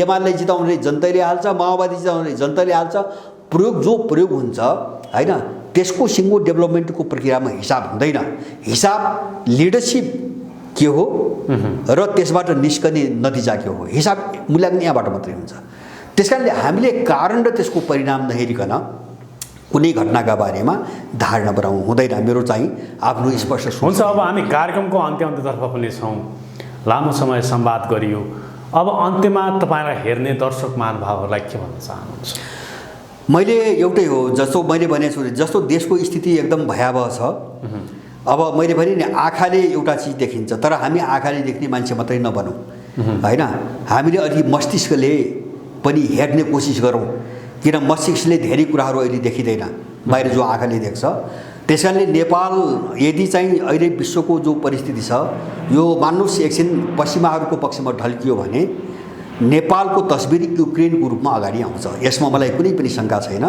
त्यसकारणले अब जस्तो युक्रेनमा अहिलेको चाहिँ जस्तो अमेरिकनहरूले कहाँ पुर्याए त्यो त हामीले समाचारबाट धेरै कुरा बुझिरहेछौँ सुनिरहेछौँ होइन अब उनीहरूले भित्र नेपालमा पनि त्यही गरिरहेका छन् जस्तो अथि कार्गो जहाज आएको छ सेनाको इन्डियन आर्मीको के अरे अमेरिकन आर्मीको कार्गो जहाज आएको छ के सामान आउँछ कूटनीतिक नियोगका मान्छेहरू आएको भनेर होइन उनले भन्ने त्यही हो किन कूटनीतिक भनेपछि हेर्न पाइएन होइन जस्तो अमेरिकन दूतावासको सामान भनेपछि खोल्न पाइएन अब खोल्न नपाएपछि त्यहाँ हतियार पनि आउँछ त्यहाँ अरू चिज पनि आउँछ होइन अब सबै चिज आछ अब त्यो त यो आछि छ भन्न त सकिन्न तर उनको कार्गो विमान के आयो कार्गो विमान ल्याउनु पर्ने कारण के हो त्यो त भन्नु पर्यो नि त नेपाल सरकारले त्यो त भन्नु पर्यो देश यो ठाउँमा युएस एयरफोर्सको जहाज नेपालमा ल्यान्ड भयो र नेपाल त्यो जहाजभित्र के थियो भनेर नेपालले हेर्न पाउने त्यो अधिकार छैन नेपाललाई। होइन, कूटनीतिक प्रक्रिया भनेपछि त्यो लेबल लगाइसकेपछि हेर्न पाइँदैन। कूटनीतिक नियमै त्यही हो। जस्तो दूतावासको निम्ति सामान भनेपछि खोल्न पाइँदैन, हेर्न पाइँदैन। नेपाल यदि अमेरिकामा लयो भने पनि हेर्न पाउँदैन अमेरिकाले? होइन, नियमले पाउँदैन, नियमले पाउँदैन। अब हेर्नेले शक्तिवालाहरूले टाइट गर्छन्, हेर्न पनि सक्छन्। जस्तो अस्ति पाकिस्तानमा चाहिँ उत्तर कोरियाको दूतावासमाथि पाकिस्तानी पुलिस पस्यो भन्ने घटना आयो नि, त्यो त सामान्य नियमले नपाउने घटना हो। किन दूतावास भने त स्वतन्त्र अर्को देश हो, त्यो अर्को देश हो, त्यो त अर्को देशमाथिको हमला हो त्यो। तर पाकिस्तानी पुलिस पस्यो, होइन, के कारणले पस्यो? पाकिस्तानी पुलिस पस्यो, मिल्दैन, होइन। जस्तो चाहिँ यहाँ पनि विदेशी जो दूतावास छन् त्यो दूतावासभित्र नेपाली पुलिस पस्न पाउँदैन। तर एयरफोर्सको जहाजभित्र आएको कुरा त सानो कुरा होइन नि। हो, त्यही मैले भने। जस्तो एयरफोर्सको कार्गो जहाज नेपालमा आउनुपर्ने कारण के? त्यो त बुझ्नु पऱ्यो नि त मान्छेले। कारण के? त्यो कार्गो भने सामान बोक्ने जहाज हो। के सामान? त्यत्रो कार्गो जहाज नेपालमा के सामान ल्याएर, त्यो पनि दूतावासको निम्ति भनेपछि त्यहाँभित्र एमसिसी मिसनसँगै जोडिएको सामान छन्। यो लाटाले पनि बुझ्ने कुरा हो, होइन। योभन्दा अगाडि किन आएन? मिलिट्री फोर्सको जहाज हो, योभन्दा अगाडि किन आएन? जस्तो एमसिसी अनुमोदन हुनुभन्दा अगाडि किन आएन? होइन, प्रश्न त सबै कोणबाट उठ्ने पो नि। माने यिनी बहसमा नजाउँ। अब यहाँ यिनको यस्तो धेरै छ। हामीले हेर्ने के हुन्छ भने नेपाललाई युक्रेन बनाइछाड्छ अमेरिकाले, नेपाललाई युक्रेन बनाइछाड्छ। किन भन्छ भने तपाईँको अहिलेको चीन भनेको तपाईँको युक्रेनसँग जोडेको रसिया हो, उनको निम्ति। र रसियालाई छिन्नभिन्न पार्ने युक्रेनको जो बलि चढाइदिए नि हो। अब एमसिसीका एउटा मलाई लाग्छ एमसिसीसँग कुरा उठ्यो भने एउटा कुरामा उठ्ने हो। किन चिनियाहरू चाहिँ अमेरिकन जस्तो नाङ्गो भएर चाहिँ देखिन सक्दैनन्, होइन, सर्वाङ्ग नाङ्गो। उनले 2-3टा कुराहरूमा उनको ख्याल गर्नुपर्छ। एउटा एमसिसी अनुमोदन गर्ने बेला अमेरिकाले जुन धम्की दियो त्यो धम्कीको काउन्टरमा उनीहरूले बोलेका छन्, होइन। यो धाक धम्की को चाहिँ चीनले काउन्टर गर्नेवाला छ भनेको छ। एउटा कुरा हामीले त्यो शेरबहादुर देउवा प्रचण्ड र केपी शर्मा ओलीलाई फोन गरेर सहायक विदेश मन्त्री डोनाल्ड लूले अमेरिकाका सहायक विदेश मन्त्रीले धम्काए नेपालका शीर्ष राजनीतिक दलका शीर्ष नेताहरूलाई धम्काए। त्यसको प्रधानमन्त्रीलाई समेत धम्काए। त्यसको प्रतिकार गर्ने भनेर चीन बोलेको छ एउटा कुरा। दोस्रो उसले के भनेको छ भन्छ भने उसले चासो राख्ने दोस्रो कुरो यिनले जो व्याख्यात्मक प्रस्ताव भने नि त्यो तिमीहरूले कार्यान्वयन गर्छौ गर्दैनौ उनले सोध्ने त्यो हो। उनले त्यो पक्कै सोध्छन् मलाई लाग्छ। किन त्यो एमसिसीको सम्झौता र व्याख्यात्मक प्रस्तावमध्ये धेरै कुरो बाजिन्छ। यिनको व्याख्यात्मक प्रस्ताव मान्न अमेरिका बाध्य छैन। किन त्यो यो त एकपक्षीय हो, लिखित द्विपक्षीय सहमति होइन। अब त्यसपछि यिनको जवाब के हुन्छ तेस्रो कुरा। र तेस्रो महत्त्वपूर्ण के हो भन्छ भने 5 वर्ष एमसिसी भन्दा अगाडि सम्झौता भएको बिआरआई 5 वर्षदेखि एउटा पनि सम्झौता अगाडि बढ्न नदिएर यिनले पेन्डिङमा राखेका छन्। ओलीको कार्यकाल पेन्डिङमै राखेर सकियो। शेरबहादुरले गर्ने प्रश्नै भएन, होइन। त्यसकारणले त्यसको उनले जवाब माग्छन्। र यो सबै चिज के को निम्ति हुन्छ भन्छ भने युक्रेनको घटनापछि केही देशहरूसँगको सम्बन्ध पुनर्विचार गर्नुपर्ने एउटा बाध्यता उनीहरूको अगाडि आइसकेको छ। जस्तो नेपाललाई कसरी ट्रिट गर्ने भन्ने, जस्तो अहिले जे छ नि, होइन, यो ढङ्गले उनको चल्दैन। मैले बुझेको अब चल्दैन। किन भन्छ भने यिनी पेशेवर नेपालले अकस्मात गएर युक्रेनको पक्षमा मत जाहेर गर्नु। युक्रेनको मात्रै होइन, तपाईँको युक्रेन मात्रै होइन, एमसिसी त अनुमोदन गरे नि। एमसिसी नेपालको संसदबाट युक्रेन त टाढाको कुरा भयो। जस्तो एमसिसी अनुमोदन गरे भने अब एमसिसी पश्चिमा राष्ट्रहरूको प्रभावमा विकसित भएका राजनीतिक घटनाक्रमहरू नेपालका त्यसमा चाहिँ शङ्काको दृष्टिकोणले अथवा चाहिँ उनीहरूले हेर्ने नीतिमा पुनर्विचार गर्नुपर्ने अवस्था चाहिँ पुनर्विचार गर्नुपर्ने बाध्यता सबैले आयो। किन विश्वको ध्रुवीकरण त्यो बाटोमा गइसक्यो, होइन। यो बाटोमा उनको निम्ति बाध्यता हो। अब जस्तो नेपालसँग कसरी डिल गर्ने उनीहरूले यो भ्रमणपछि एउटा नयाँ सोच बनाउँछन्। यसमा मलाई कति पनि शङ्का छैन, एउटा नयाँ सोच बनाउँछन्। चीनले अब आफ्नो हेर्ने नीति, नेपालप्रति हेर्ने नीति परिवर्तन गर्छ एकदम। यिनको जवाफ हेरिकन र यिनको त्यो भूमिका हेरिकन उनले नीति बदल्छन्। अब उनी कहाँ हेरिरहेछन् भन्छ भने एमसिसीको जस्तो बिआरआईसँग भएका सम्झौताहरू हेर्ने हो भने अमेरिकाको एमसिसी लागू यहाँ हुन सक्दैन। जुन मिसन आइरहेछ नि ऊ त सैन्य मिसन हो, त्यो त एमसिसी होइन। एमसिसी बिआरआईसँग भएका सम्झौता अगाडि बढ्ने हो भने एमसिसीको अमेरिकन मिसन अगाडि बढ्दैन, होइन। किन बढ्दैन? अब एमसिसी चाहिँ अगाडि बढाउने भने बिआरआई कार्यान्वयनमा सम्भवै छैन। किन सम्भव छैन भन्छ भने पहिलो कुरो त सम्झौतामा अमेरिकी कानुन लाग्ने कुरा गरिसकेका छ, पहिलो कुरा होइन। दोस्रो कुरा अर्को प्रावधान त्यहाँ के छ भन्छ भने एमसिसी परियोजनामाथि कुनै आँच आउने, असर हुने कुनै अन्य पक्षसँग भएका सम्झौताहरूको कारणले एमसिसी परियोजनामा कुनै असर पुग्न सक्ने देखेमा त्यस्ता सम्झौताहरू निष्प्रभावी हुनेछन् भनेको छ। भन्नुको मतलब यदि एमसिसी अमेरिकन मिसन अगाडि बढ्ने दौरानमा कुनै बाधा आउने भयो भने अरू देशसँगका, बिआरआई मात्र होइन भारतसँग हुन सक्छ। फर इक्जाम्पल तिनी कुनै पनि देशसँगका सम्झौताहरू निष्प्रभावी हुन्छन् भनेर चाहिँ सम्झौतामा लेखेको छ। त्यसकारणले एमसिसी त बिआरआई र भोलि इन्डियाको पनि त्यही हालत आउँछ, सबैलाई ब्लक गर्ने विषयमा आएको छ सम्झौतामा हो। उनले त्यो चेक गर्न खोजिरहेछन् अहिले, उनले त्यो चेक गरिसक्छ। तर तपाईँलाई एउटा कुरा थाहा छ नि, आज श्रीलङ्काको भूराजनीतिक धरातल हेर्ने हो भने श्रीलङ्काले लगातार पश्चिमा राष्ट्रको प्रभावलाई निस्तेज पार्नको लागि भनेर अमेरिकाले दिने एमसिसीदेखि लिएर अन्य सहयोगहरूलाई उसले चाहिँ नेग्लेक्ट गर्यो। तर चीनले दिएको सहयोग बिआरआईदेखि लिएर अन्य ऋण लिने सहयोगहरूमा चाहिँ उसले हात थापिरह्यो, जसले गर्दा आज श्रीलङ्का इकोनोमिक कन्डिसन कङ्गाल भएको छ। त्यस्तै कन्डिसन नेपालको आओस् भनेर नेपालका राजनीतिक दलहरूले यसो भए नेपालको सरकारले हामी उनको प्रोपोगन्डा नजाउँ क्या। मलाई एउटा कुरा के भन्दैछु भन्छ भने चीनसँगको बिआरआईसँगको सम्झौताको कारणले श्रीलङ्का कङ्गाल भएको छ भनेर कुनै तथ्याङ्क तपाईँ दिन सक्नुहुन्छ? कुनै तथ्याङ्क छ तपाईँसँग? तर मैले होइन तथ्याङ्क नभइकन भन्नु, यो उनको स्याल हुँ हो क्या। श्रीलङ्काले चीनलाई ऋण तिर्न नसक्दा एउटा बन्द राख्ने दिनु परेको छ नि। होइन, यो पनि गलत झुट हो। चीन श्रीलङ्काको सबभन्दा ठुलो ऋणी चीन नै होइन, तपाईँ तथ्याङ्क हेर्नुहोस् न। चीनभन्दा ठुलो ऋणी चाहिँ तपाईँको जापान छ, चीनभन्दा ठुलो ऋणी अमेरिका छ। श्रीलङ्कामा अहिले जति ऋण भन्छन् नि, चिनियाहरूको टोटल जति ऋण छ नि त्यसको चाहिँ तपाईँको 12-15% भन्दा माथि चिनिया ऋण छैन। यो पश्चिमाहरूले फलाएको प्रोपोगन्डा हो, यो सबै इन्डियनहरूले फलाएको प्रोपोगन्डा। हामी तथ्यमै नगरी बोलिरहेछौँ क्या। तर श्रीलङ्काले आफ्नो भूमिमा चिनिया बन्दरगाह किन निर्माण गर्नु? त्यो उसको आवश्यकता होइन, उसको आवश्यकता भन्ने कुरा अलिकता त्यसले चाहिँ आशंका जन्माएको छ के? कसलाई? नै आशंका यस्तो को अमेरिकनलाई दिनु त? अमेरिकनलाई दिए के राम्रो हुन्थ्यो, इन्डियनलाई दिए राम्रो हुन्थ्यो। उसले आफ्नो फाइदा चीनलाई नै पोर्ट चाहिँ दिँदाखेरि 79 वर्षको लिजमा न हो, त्यो चीनले किनेको त होइन होइन। जस्तो त्यसो भए यहाँका यिनले किन दिने?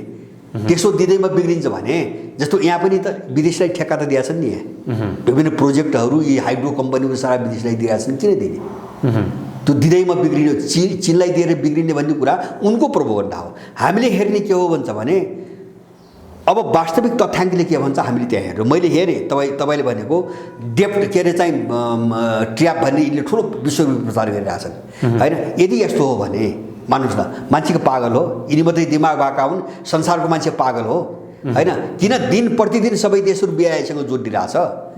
चीन त चाहिँ उत्तर के अरे संयुक्त राज्य अमेरिकाको चाहिँ आँगनमै पुगिसक्यो नि। निकारागुआले हस्ताक्षर गर्यो, पनामाले गर्यो होइन, उहाँ चाहिँ ल्याटिन अमेरिकामा अर्जेन्टिनाले गर्यो, अब चिलीले गर्दैछ, साल्भाडोरले गर्दैछ। भनेपछि यिनले डेप्ट ट्र्यापको जो कथा जति बगबगाउँदैछन् नि, अनि विश्वका सबै देशहरू झन्झन त्यो नेटवर्कमा किन जोडिन्छन्? फाइदा देखेर हो, मूर्ख त होइन नि त। हामी मात्रै जाने बुझेका छौँ भनेर दुनियाँलाई मूर्ख ठान्नु त भएन। भनेपछि यो प्रोपोगन्डा विरोधीहरूले गर्छ होइन। तपाईँ हामी जाने कहाँ हो भन्छ भने हामी जाने कहाँ हो भन्छ भने हामी जे कुरा बोल्छौँ नि त्यो तथ्याङ्कमा छ कि छैन भनी जानु पऱ्यो क्या। जस्तो श्रीलङ्काभित्र होइन, श्रीलङ्काको मान्छे पागल हो, तपाईँको त्यो त के अरे चाहिँ तपाईँको बन्दरगाह लिजमा दिएर मेरो। तर आज श्रीलङ्कामा जुन किसिमबाट इकोनोमिक क्राइसिस भएको छ नि, होइन क्राइसिस हेर्नुहोस्, क्राइसिस रातारात आउँदैन। तपाईँ तथ्याङ्क हेर्नु, क्राइसिस चाहिँ रातारात एकै वर्षमा चाहिँ तपाईँको देश डुब्ने कुरा हुँदैन क्या। यसको दशकौँ लामो पृष्ठभूमि हुन्छ। त्यत्रो चाहिँ तपाईँको के अरे चाहिँ 30 वर्ष विरुद्धमा फसेको देश हो। इन्डिया र पश्चिमाले के गरे? तामिललाई उठाएर 30 वर्ष रक्तपात मचाएनन्। अर्थतन्त्र सखाप त त्यसले पारेको हो श्रीलङ्काको होइन। उठ्नै नसक्ने गरी चाहिँ तपाईँको फसाए, विरुद्धमा फसाए होइन। त्यसलाई त्राण दिएर त्यहाँबाट मुक्त गरे त चीनले हो नि भाइ। त्यो त उनीहरू बिर्सेनन् नि। तामिललाई दबाएर चाहिँ त्यो विरुद्ध साम्य पारमा सहयोग त चीनको हो, त्यो त उनीहरूले बुझेका छन्। त्यसपछि न अलिअलि तङ्ग्रिन सुरु गरिरहेको श्रीलङ्का। भनेपछि फसायो श्रीलङ्कालाई कसले? इन्डियाले कति गर्यो ल हेर्नुहोस् तपाईँको पृष्ठभूमि ल BRI को नाममा ल चिनको BRI को परिकल्पना आएको 2014मा सीमा चाहिँ सी राष्ट्रपति भए चाहिँ 13मा 14मा चाहिँ BRI को कन्सेप्ट बाहिर आयो हैन अब 14 पछि कति वर्ष भयो 8 वर्ष 8 वर्षमा श्रीलङ्का चाहिँ तपाईँको टाट पल्टेको हो चिनको कारणले त्योभन्दा अगाडिको तथ्याङ्क हेर्नु न श्रीलङ्का समृद्ध थियो हैन यस्तो चिजमा हामी हिँड्न भएन क्या हैन हो भने त्यही अनुसार बहस गरौँ त्यसले हानि गर्छ श्रीलङ्का गृहयुद्धमा फँसेको थियो गृहयुद्धबाट निस्किने बित्तिकै उसले संसारका अधिकतम राष्ट्रहरूबाट लोन लियो र उसले विकास निर्माणका कुराहरूमा खर्च गर्यो रोड बनायो सडक बनायो पुल बनायो उसको लोन सबै कुरा बनाइसके पछाडि अहिले तिर्ने क्षमता भएन त्यो कारणले गर्दा फँस्यो त्यो पनि गलत हो जस्तो सुन्नुहोस् तिर्ने जस्तो उसका आफ्ना संस्था छन् जस्तो ब्रिक्स छ ब्रिक्स ब्याङ्क छ AIIB भन्ने अर्को ब्याङ्क छ हैन यो क्षेत्रीय स्तरको ब्याङ्क छ अब गभर्नमेन्ट पनि छुट्टै चाहिँ तपाईँको ऋणदाता भयो अनि चाहिँ तपाईँको जस्तो यहाँबाट जस्तो विश्व ब्याङ्कले जुन शर्त राख्छ म शर्तको कुरा गर्दैछु है विश्व ब्याङ्कले के गर्छ एसियाली विकास ब्याङ्कले के गर्छ भन्छ भने त्यो ऋण लिए बापत अनुदान त होइन ऋण लिए बापत यो ऋण लिए बापत तिम्रो पोलिसी बनाउने यो पोलिसी बनाउने अधिकार हामीलाई हुनुपर्छ भन्छ एउटा अर्को कुरा त्यो पैसा लगानी कागजी उसले फिक्स गर्छ यहाँ हुन दिँदैन उनीहरू एकदम गाइडेड फन्डिङ हो उनीहरूको ऋण एकदम गाइडेड हो हैन कहाँबाट उनलाई फाइदा हुन्छ त्यो सेक्टर नहेरिकन उनले ऋणै दिँदैन लगानी गर्दैन हैन त्यो छैन चिनियाहरूको BRI मा त्यो छैन तब उनले के भने नेपाललाई के भनेका छन् तपाईहरुको विकासको निम्ति प्राथमिकता कहाँ हो त्यो रूपरेखा हामीलाई दिनुस् उनले मागे त्यति हो यहाँ लगानी गरेर भनेका छैनन् यदि पैसा लगाऊ भनेका छैनन् हैन तपाईहरुको विकासको प्राथमिकता कहीँ छ भने त्यो लेखेर हामीले BRI सँग पनि उनले 5 वर्षदेखि माग्यो त फ्रेमवर्क हो त्यो रूपरेखा के हो तपाईले कुन सेक्टरमा लगानी गर्न खोज्या हो हैन एउटा दोस्रो उनको लगानीको नीति के हो भन्छ भने पश्चिमाहरूको जस्तो पुँजी लगानी गर्ने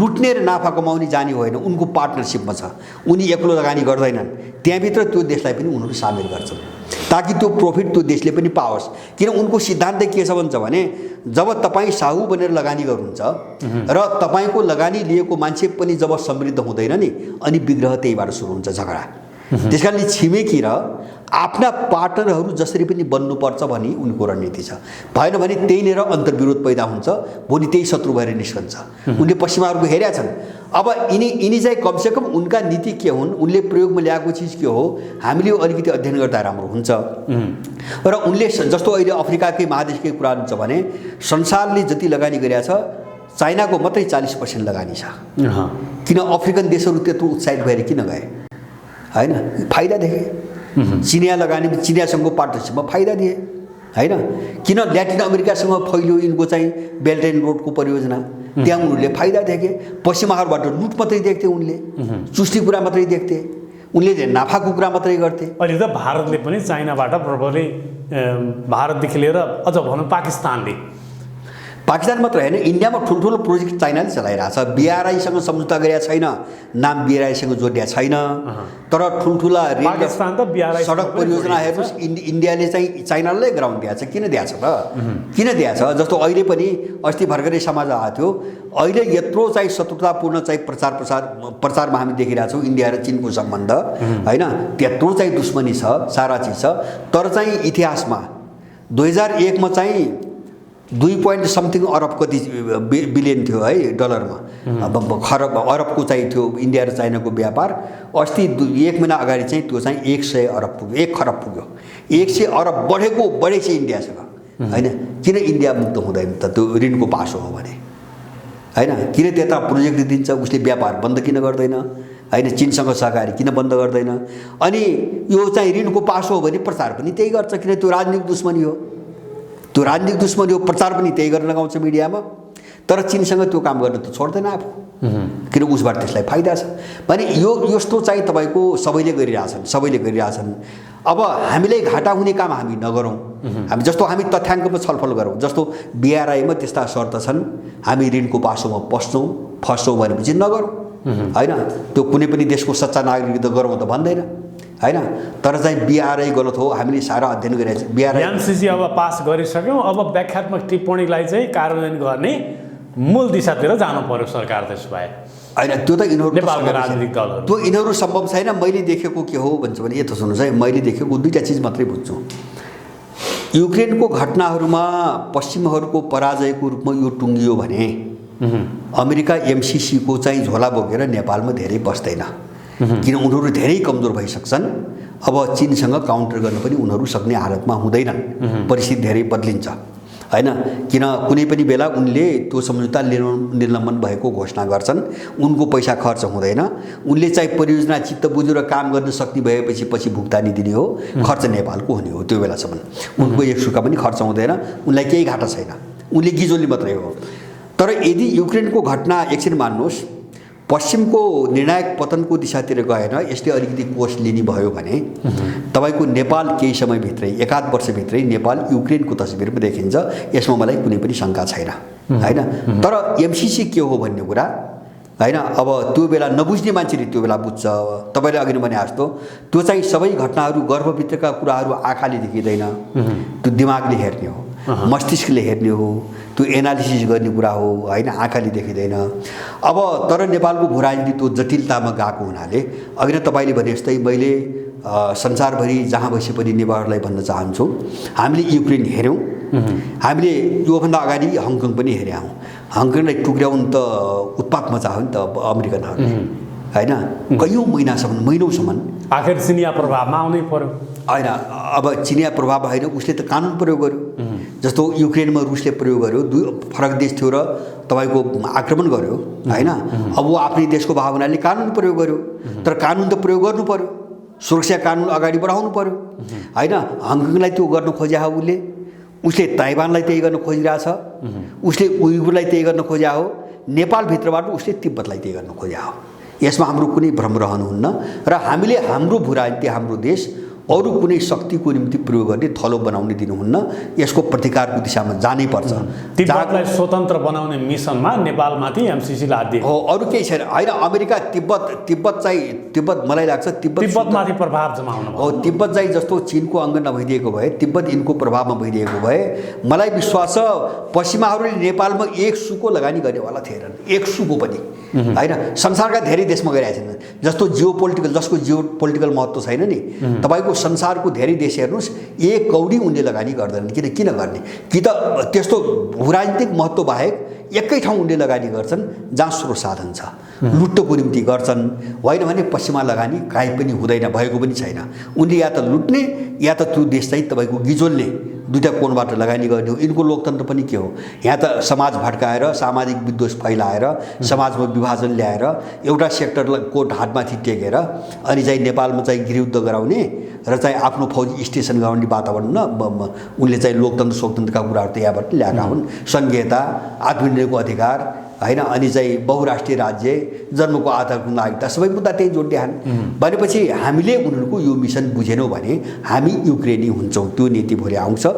र मैले अन्तिममा भन्न खोजेको चिनिया जो विदेश मन्त्रीको भ्रमण छ, यो विदेश भ्रमण, अब यो भ्रमणपछि यिनीहरूले नेपालको विषयमा आफ्नो धारणाको बारेमा समीक्षा गर्छन्। यसमा मलाई कुनै पनि शङ्का छैन। व्यापक बहस हुन्छ त्यसपछि। बहस होइन, उनले अर्को निर्णयमा उनीहरू पुग्छन् हैन। जस्तो अर्को निर्णयमा पुग्छन् भने के भन्छ भने उनी हातहाली निर्णयमा पुग्छन्। किन अब कूटनीतिक हिसाबले नहुने यो मिसनमा चाहिँ, एउटा विदेशी मिसनमा चाहिँ अर्को चाहिँ तपाईँको छिमेकीका विरुद्धमा यस्तो नाङ्गो ढङ्गले आइसकेपछि उनीहरूले भनेका छन् हामी काउन्टर गर्छौँ त उनले भनिसके, उनले सङ्केत दिइसकेका छन्।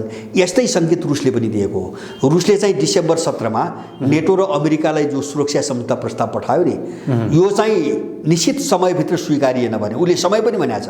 हामी अन्तहीन बहसमा हामी जाँदैनौँ, अन्तहीन वार्तामा हामी जाँदैनौँ, यो भ्रम पश्चिमाली नेपाली हुन्छ। निश्चित केही दिनभित्र यो सम्बोधन गरेन भने हामी यसको चाहिँ तपाईँको जवाब, आफ्नो जवाब हामी दिन्छौँ भनेर उनले पटक पटक भनेका थिए र उनले नटेरेपछि चाहिँ यो घटना अगाडि बढ्यो। चिनियाहरूले पनि त्यो एमसिसीको बेला भनेका छन् यो जबरजस्ती र धम्कीको चीनले काउन्टर गर्छ, यसको प्रतिकार गर्छ भन्न भनेका छन्। त्यति भनेपछि काफी छ, त्यो भाषा काफी छ।